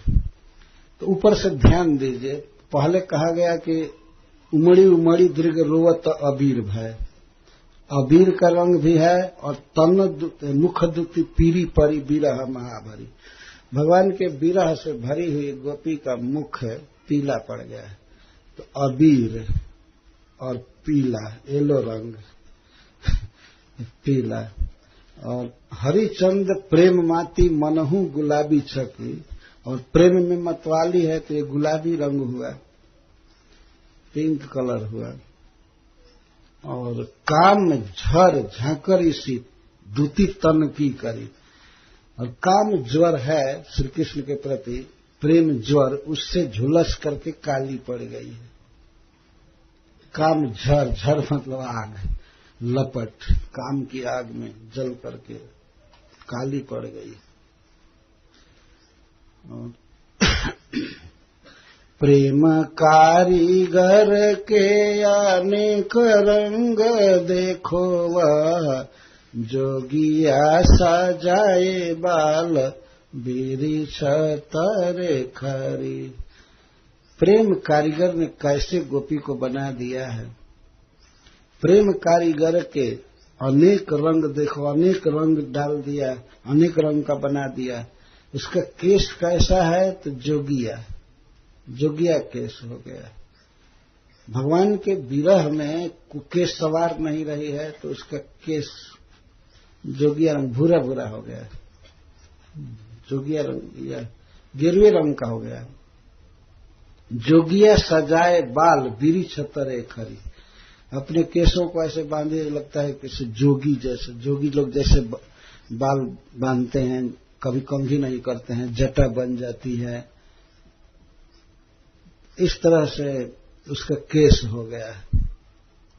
प्रेम कारीगर के अनेक रंग देखो वह जोगिया सजाए बाल बिरिछ तरे खरी।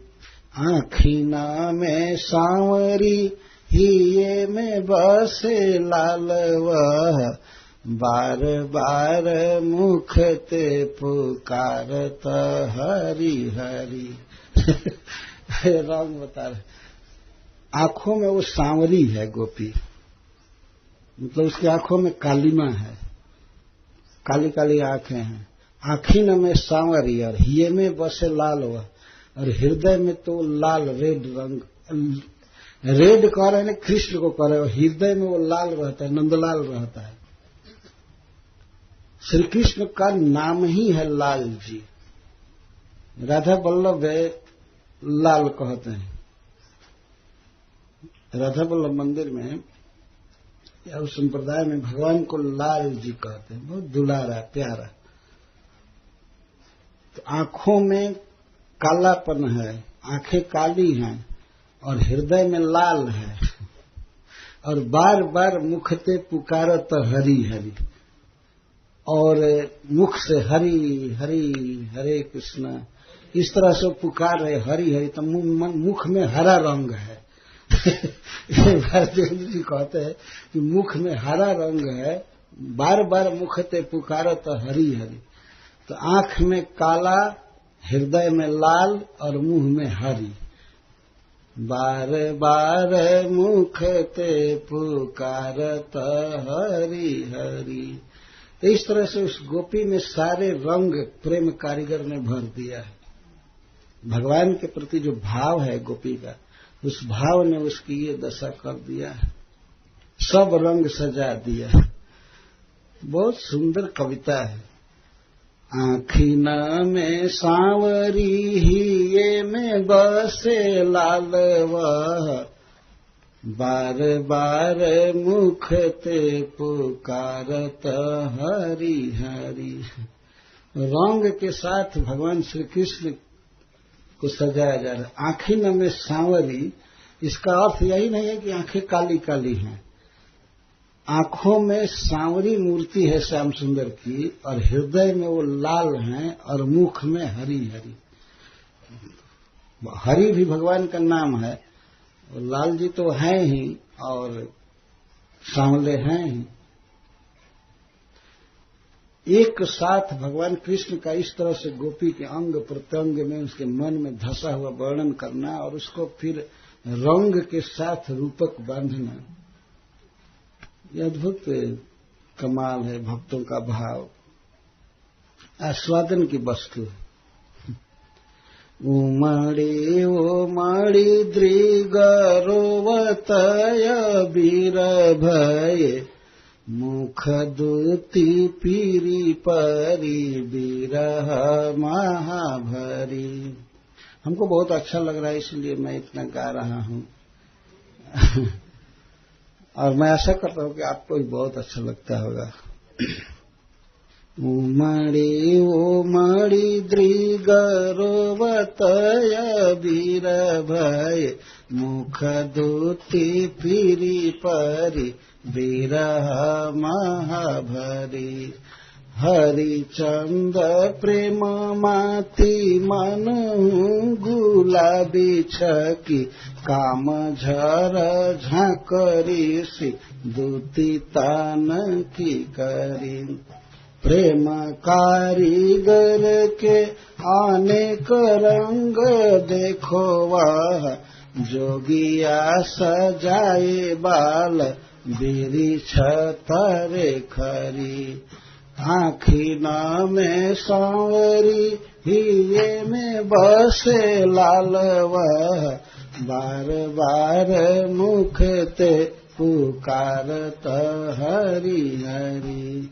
बार बार मुख ते पुकारत हरि हरि। इस तरह गोपियों के लिए सुखदेव गोस्वामी कहते हैं उन्मत्त कवद उन्मत्त की तरह कृष्ण को पूछ रही है, गा रही, ये सभी क्रियाओं में लगेगा। गा रही है उन्मत्त की तरह, पूछ रही हैं उन्मत्त की तरह, और खोज रही हैं उन्मत्त की तरह। जो उन्मत्तत्व शब्द उनके शारीरिक अस्त व्यस्तता को व्यक्त कर रहा है, और वाणी के अनन्वय को तो व्यक्त कर ही रहा है। क्या पूछना चाहिए, किससे पूछना चाहिए, कुछ भी ध्यान नहीं। तब पूछती हैं सबसे पहले वृक्षों से।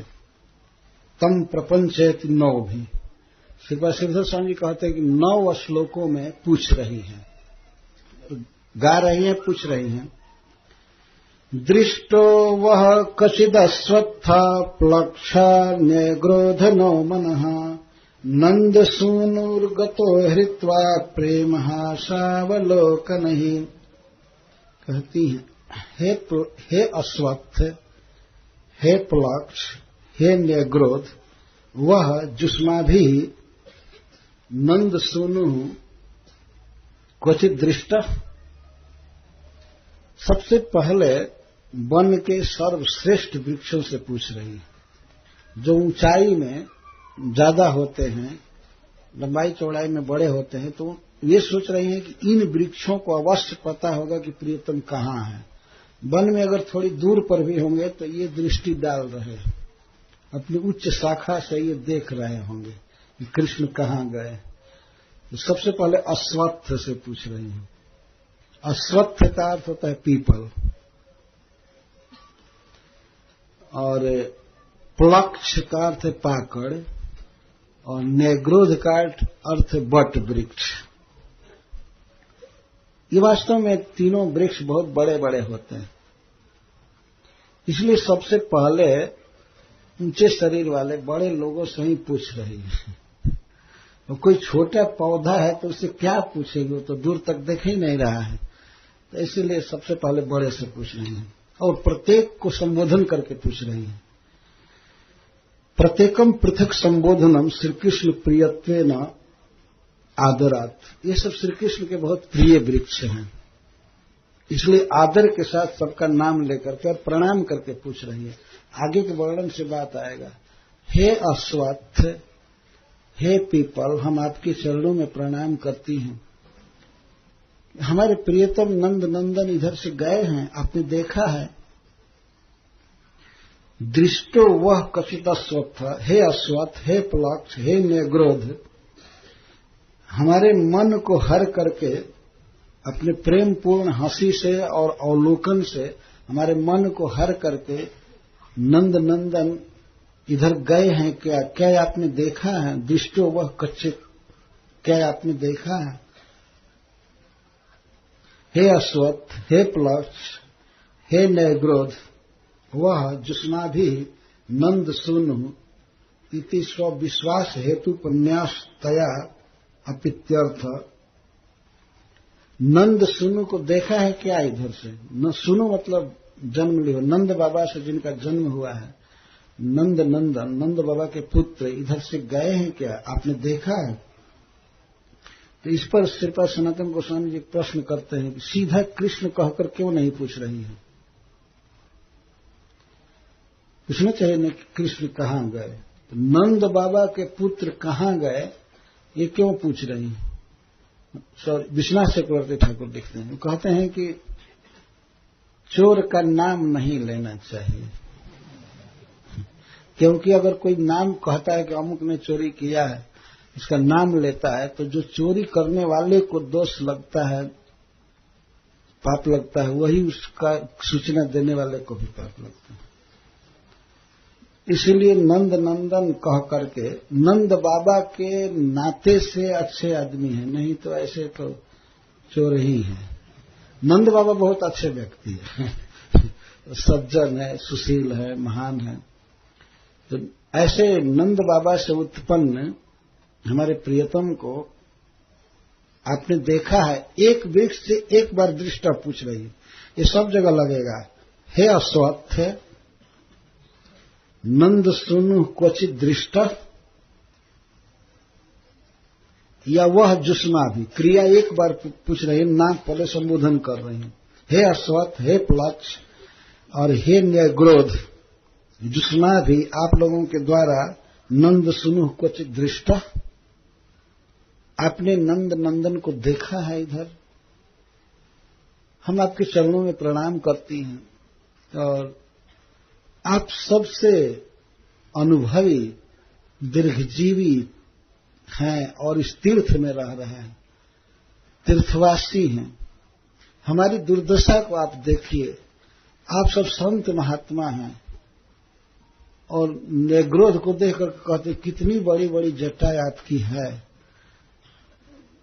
बट वृक्ष में जटाएं होती हैं, लटके होते हैं, तो उसको कह रहे हैं कि आप कितने बड़े तपस्वी हैं, इतनी बड़ी बड़ी जटा है और आप दूसरे के लिए ही जीवन धारण करते हैं। रौद्र सहते हैं, घाम सहते हैं, वर्षा सहते हैं और सब सहते हैं, दूसरे का उपकार करते हैं, फल धारण करते हैं, छाया देते हैं दूसरों को। हम आपके चरणों की शरण में आई हुई है, हमारे प्राणों की रक्षा करो, हमारे प्रियतम को बता दो। आपने देखा है ना? जरूर देखा होगा। दृष्टो वह पहले बोल रही है, निश्चित ही आपने देखा होगा। लेकिन फिर प्रश्न लगाकर कहते हैं क्या आपने देखा है? आपने देखा है हमारे प्रियतम इधर से गए हैं और चोरी करके गए हैं, अपने प्रेम पूर्ण हंसी और तिरछी चितवन से हमारा मन चुरा कर भाग गए। बताइए, वृक्षों से ये बात कहना कि मन चुरा कर के चले गए, वो क्या बेचारे प्रेम के भावों को जानते हैं? हमारे मन को चुरा करके चले गए हैं, मतलब हमसे हंस हंस कर बातें किए, हमको अनुराग पूर्ण चितवन से देखे और देखे जब हमने उन पर मन में उछावर कर दिया, उनकी दासी हो गई तो वे भाग गए। जैसे चोर चोरी करके कहीं छिप जाता है, ऐसे हमारे मन की चोरी करके वो छिप गए। तो आपने देखा है क्या? आप केवल बता दीजिए और हम पकड़ लेंगे उनको और अपने मन को वापस करेंगे। तो आपको पता है क्या? आपने देखा है क्या? ये बड़े बड़े वृक्ष बेचारे तो कुछ नहीं बोले। कैसे बोले? वो तो वृक्ष है ना। तो बोले नहीं और सारी गोपियां बारी बारी से विनय कर रही हैं कि आप बताइए बताइए, हमारी दशा देखिए, हम बहुत दुखनी हैं, बोलिए बोलिए। आप तीर्थवासी हैं, वृंदावनवासी हैं, वो भी जमुना के किनारे रहते हैं, इतनी तपस्या करते हैं, हमारे दुख से द्रवित होइए, बताइए। तो ये वृक्ष कुछ नहीं बोले। थोड़ी सी हवा चली शिखर पर, वृक्ष के शिखा पर, तो गोपियों ने देखा तो कोई दिखा करके अन्य गोपियों को कहते, अरे देख नहीं रही हो? कह रहा है नहीं नहीं देखा। तो कोई कोई गोपी गाली देती है, बेकार इतनी जटा बढ़ाए, बेकार तीर्थ में रह रहे हैं, जब हमारे दुख को दूर ही नहीं कर सकते और उन्होंने कृष्ण को नहीं देखा है तो इनका जीवन बेकार है, देखा ही नहीं। तब क्या तपस्वी हो? अथवा गोपियों ने ये भाव किया कि अरे श्री कृष्ण के ये सब प्रिय है, सखा है, श्री कृष्ण इन पर हमेशा चढ़ते रहते हैं, बांसुरी बजाते रहते हैं, तो ये तो कृष्ण के पक्ष की बात करेंगे और हम लोग प्रियतम को चोर बना रहे हैं, तो इसीलिए ये लोग चुपचाप हो गए कि नहीं, कोई नहीं बताना। गोपियां ये भाव कर रही हैं कि ये बहुत प्रिय है कृष्ण के, और वास्तव में भगवान इन वृक्षों पर चढ़ते रहते हैं, झूला झूलते रहते हैं और कई तरह से इनकी छाया में रहते हैं। बंसी बट तो प्रसिद्ध ही है, उसी के नीचे बंसी बजाते हैं, तो वो कभी कहेगा कि कृष्ण कहाँ गए हैं? कृष्ण ने मना कर दिया होगा। गोपियां आपस में भाव करते हैं कि उन्होंने मना कर दिया होगा, तो कभी भी पूछे हमको मत बताना, इसलिए चुपचाप रह गए।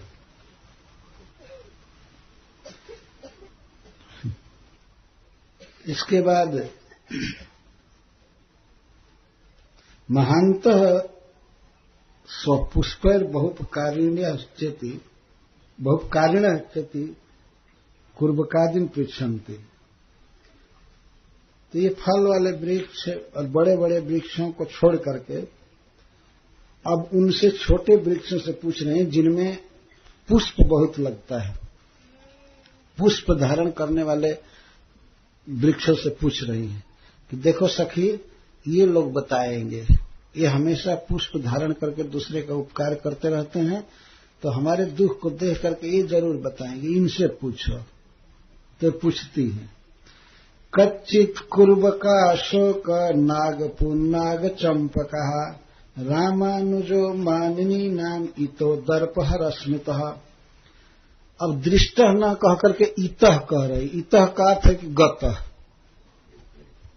हे कुर्बक, हे अशोक, हे नाग, हे पुन्नाग और हे चंपा के वृक्ष चंपक।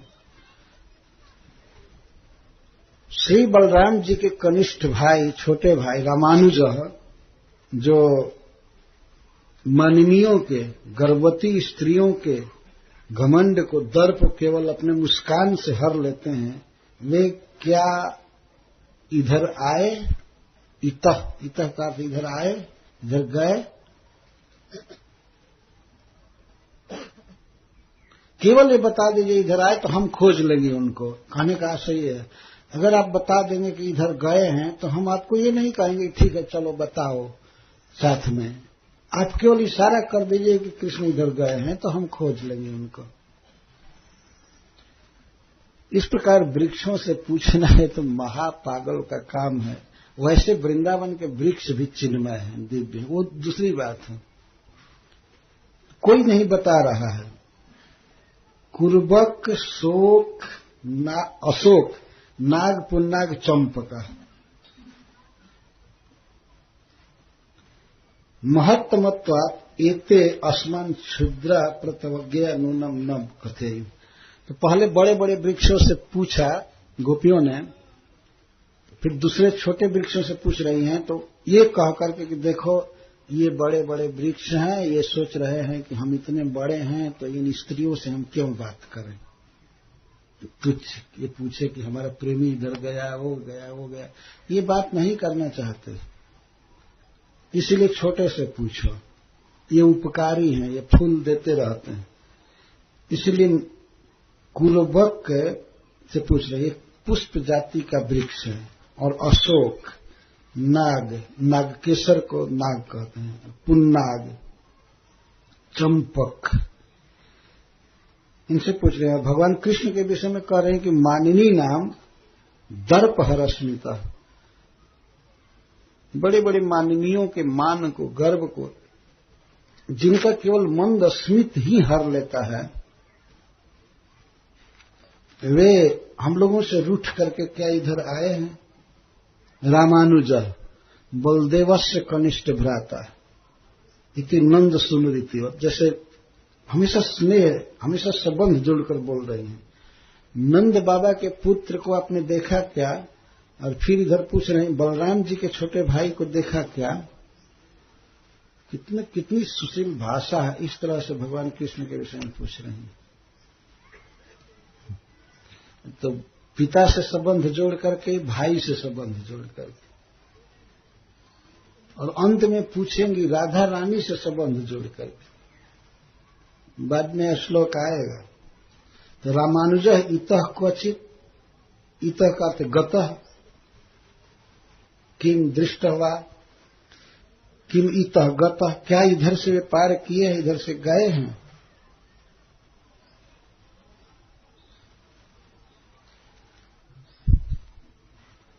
इस समय वो ये अनुमान करते हैं कि कृष्ण निकल गए हैं दूर, इसलिए इतना ही पूछ रहे हैं कि इधर से गए क्या, इधर से गए क्या, वे इधर से पार किए हैं। हम लोग जा करके दौड़ करके पकड़ेंगे उनको, खोजेंगे, आप केवल बता दो हम लोगों को। लेकिन ये भी नहीं कुछ बोले। ये पुष्प वाले वृक्ष भी बेचारे चुपचाप रह गए। तो जितने वृक्षों से पूछे ये सब पुरुष जाति के हैं। तब कुछ गोपियां कहती हैं कि अरे सखी ये सब पुरुष जाति के हैं, ये सब श्री कृष्ण के पक्षग्राही हैं, ये नहीं बताएंगे, ये इनके सखा के समान है। क्या पूछती हो, बेकार अरण्य रोदन कर रही हो, बेकार पूछ रही हो, ये नहीं बताएंगे। इन्होंने इस बिल्कुल संघ बना लिया है कि हम नहीं बताएंगे। कोई भी, सब पुरुष जाति के हैं, इसलिए कृष्ण के सखा है। स्त्री जाति के वृक्ष से पूछो, पौधे से। एक स्त्री दूसरे स्त्री के दुख को समझेगी, तब वे तुलसी जी से पूछती, चारों तरफ से घेर करके और तुलसी से पूछती। अथवा अलग अलग तुलसी हैं, कोई 10-20 गोपी वहां पूछ रही है, कोई 10-20 वहां पूछ रही है। कच्ची तुलसी कल्याणी गोविंद चरण प्रिय, सहत्वाली कुलैर्बिभ्र दृष्टस्ते प्रियोच्युतः। अब स्त्री जाति की और जो कृष्ण की प्रिया है उससे पूछ रही है। श्री तुलसी पृच्छन्ति कच्ची देती। और तुलसी को कृष्ण दर्शन जरूर हुआ होगा यह अनुमान करती है, क्योंकि तुलसी बहुत प्रिय है कृष्ण की। तो इस तरह संबोधित करती हैं, हे कल्याणी, हे जगन मंगलकारिणी, हे परम सौभाग्यवती। मोस्ट फॉर्चुनेट तुलसी जी हैं, जिनको भगवान प्रिया कहते हैं, अपने चरणों में स्थान दिए हैं। हे जगन मंगलकारिणी, है समस्त जीवों का मंगल करने वाली, और हे परम सौभाग्यवती। कल्याणी का ये अर्थ है। क्यों ऐसा गुण तुम में है? क्योंकि गोविंद चरण प्रिय, गोविंद का चरण कमल तुमको बहुत प्रिय है। यह गोविंद चरण आदर के लिए है। भगवान कृष्ण की तुम प्रिया हो और तुम कृष्ण से बहुत प्रेम करती हो। तो बहुवचन में बोलते हैं आचार्य चरण बदंती इतिवत। जैसे कोई एक आचार्य बोल रहा है तो उसको आदर के साथ बोलेंगे तो कहेंगे आचार्य चरण बदंती, आचार्य चरण बोल रहे हैं। बहुवचन में ही लगाया जाता है। और किसी व्यक्ति को आदर देने के लिए उसके चरणों का वर्णन करते हैं। जैसे किसी साधु से अगर आप पूछेंगे कि आप कहां से आए, तो जो शिष्टाचार जानते हैं दूसरे साधु महात्मा, तो पूछते हैं कहां से श्री चरण आया। कहां से आप आए नहीं पूछते हैं।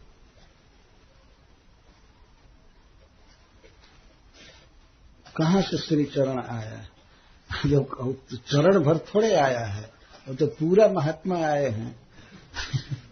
लेकिन चरण का आना ही वर्णन करेंगे। तो गोविंद चरण प्रिय का अर्थ यह है कि गोविंद का चरण कमल तुम्हें बहुत प्रिय है, अर्थात गोविंद तुम्हें बहुत प्रिय है, यह अर्थ है। और गोविंद तुमसे बहुत प्रेम करते हैं। अतः तुमको अवश्य पता होगा कि गोविंद कहां गए, जरूर पता होगा। तो तुम्हारे साथ संबंध है, बहुत घनिष्ठ संबंध।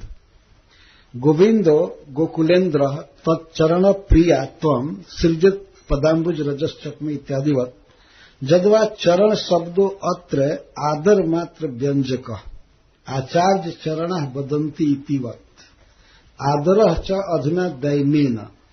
तो क्या ये श्री कृष्ण को गोविंद चरण कहेंगे? गोविंद चरण मतलब गोविंद। श्रीपाद सनातन गोस्वामी जी कहते हैं हाँ, इसमें दैन्य के कारण आदर उत्पन्न हो गया है। दैन्य के कारण कृष्ण को बहुत बड़ा समझ रही है। आदर च अधुना दैन्येन, हे गोकुलेन्द्र प्रिय इति अर्थ इति तस्य आगमन आवश्यकत्वम विवक्षितम। जरूर आए होंगे तुम्हारे पास। यदि श्री कृष्ण इधर से गए होंगे तो हे तुलसी जी आपके पास जरूर आए होंगे। अतः आपको पता होगा कि अभी वो पश्चिम गए कि पूरब गए कि उत्तर गए, कहां गए, और आपसे जरूर बात किए होंगे। आपसे छिप करके नहीं जाएंगे। इसलिए आप बताइए, हम आपकी सखी हैं। आज बहुत आदर का भाव हो रहा है, नहीं तो पहले जलन रखती हैं। ये तुलसी कृष्ण की प्रिया है, लक्ष्मी प्रिया है, ये है। आज बहुत प्रेम हो गया है और गरज है तो अब तुलसी जी से पूछ रही हैं। अली कुलही सहत्वा विभ्रत, भंवरों के साथ तुमको धारण किए हुए भी इधर से गए क्या? भगवान तुलसी की माला पहनते हैं और तुलसी में इतनी सुगंध होती है कि भंवरे उस पर मंडराते रहते। तो अली कुल मतलब भ्रमर समूह भंवरों के साथ तुमको धारण किए हुए इधर से गए क्या? इतना प्रेम है तुमसे हे तुलसी जी कि तुम्हारी माला पहनते हैं प्रियतम, और तुम्हारे पत्ता के बिना वो भोजन भी नहीं करते। तुलसी जी वास्तव में बहुत प्रिय हैं भगवान। आप 56 भोग बनाइए, पकवान कुछ भी, लेकिन उसमें तुलसी दल न पड़े तो कृष्ण देखेंगे भी नहीं।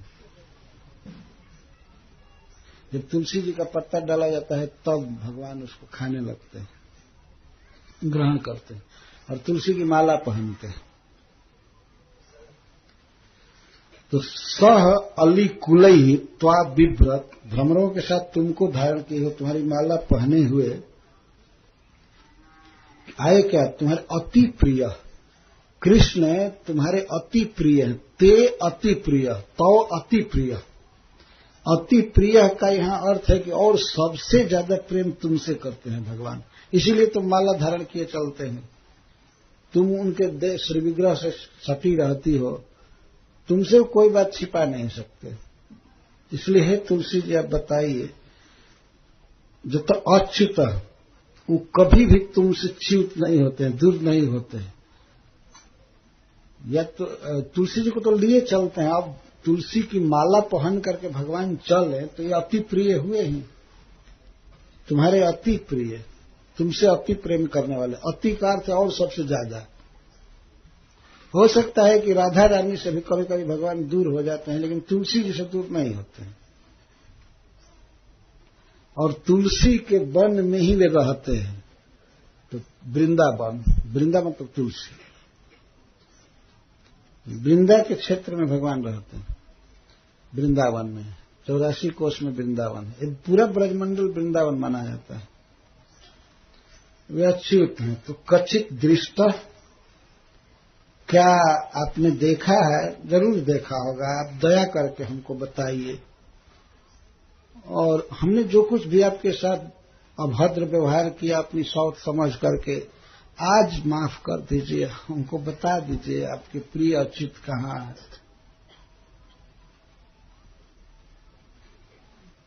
तो तुलसी जी तो कुछ नहीं बोली। तो कोई कोई गोपी कहती ये सौत क्या बोलेगी, बेकार पूछ रही है, ये कभी बोलने वाली नहीं है, इसको तो ऐसे ही चिढ़ रहती है हम लोगों से, ये नहीं बताएगी। चलो दूसरे से पूछो। तुलसी जी ने कुछ नहीं बताया, तो भाव यही हुआ कि हमारी सौत है, कृष्ण इससे प्रेम करते हैं, ये कृष्ण से प्रेम करती है, तो ये अब हम लोगों की दुर्दशा को देख करके खुश है, ठीक है, कृष्ण छोड़ करके चलेगा। इसको जानकारी है लेकिन ये बोलेगी नहीं, कभी नहीं बोल सकती। तभी तुलसी जी को छोड़ करके दूसरी स्त्री जाति के पौधों से पूछ रही है, लता आदि से पूछ रही। मालत्य दर्शी वह कच्चिन मल्लिके जाति जूथिके प्रीतिम वो जनयन जातः करस्पर्शेन माधव। हे मालती, हे मल्लिके, हे जाति और हे जूथी के, प्रत्येक का संबोधन है।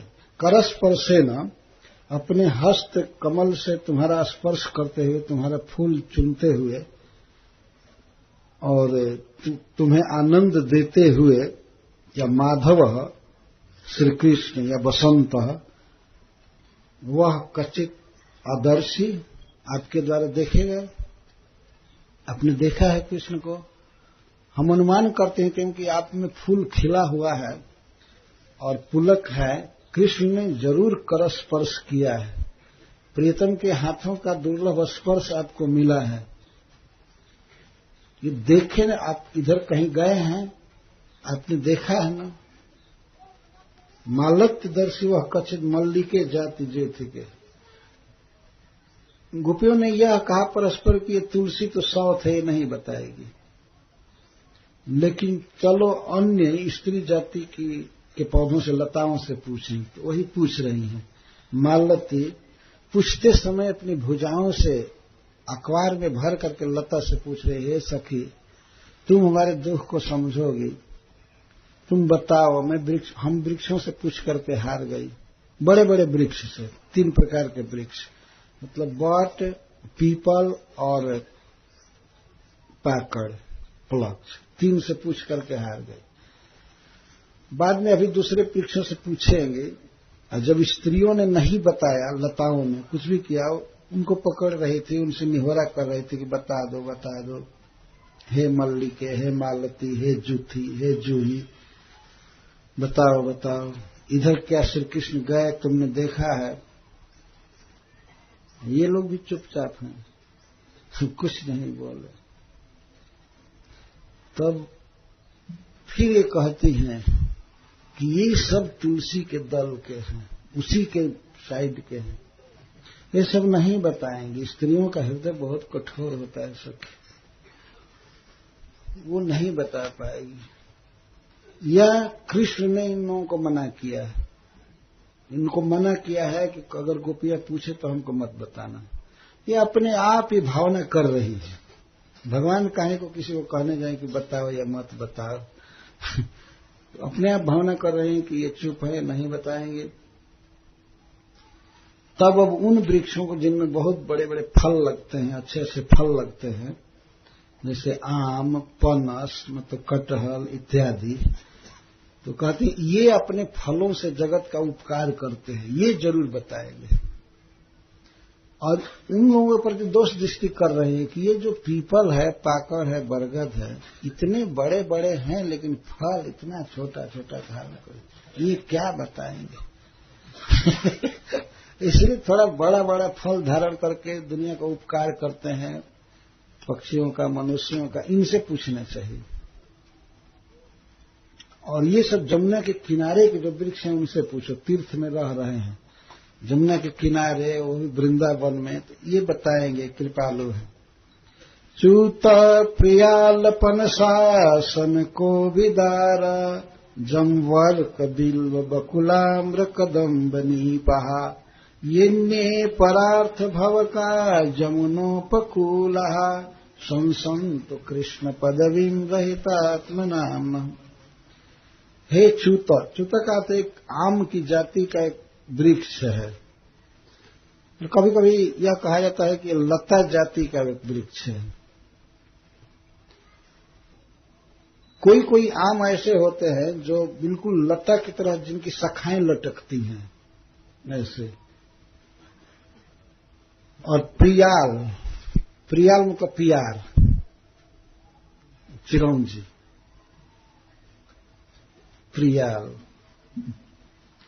हे च्यूत, हे प्रियाल, हे पनस माने कटहल, उसको अखबार में भर करके प्रणाम कर कर पूछ रही है, कितना उपकारी, इतना बड़ा बड़ा फल देते हो दुनिया को, तो हमारा दुख तुम समझोगे, हमारा उपकार करोगे। और हे पनस, पनस कटहल, असन, पीतमाल कोई वृक्ष है, उसका फल होता है। कोविदार, जम्बू, जामुन, अर्क, हे बिल्व, बकुल, आम्र, कदम्ब, कुछ फूल के भी वृक्ष हैं, कुछ फल, नीप, और अन्य और अन्य भी गुआक आदि, नारियल आदि जो वृक्ष है उनसे पूछ रही हैं। परार्थ भव का, परार्थ जीवना, आपका जीवन ही दूसरों के लिए है, सब कुछ देते रहते हैं।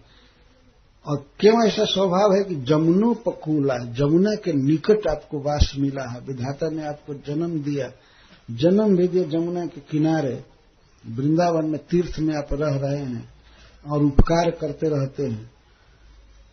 ते भवंत रहितात्मना न, हमारी चेतना नहीं रह गई, हम आत्मा को खो चुकी हैं, प्राण को खो चुकी हैं। तो आप ऐसे शून्य आत्मा, हम गोपियों को कृष्ण पदवीं संसंतु,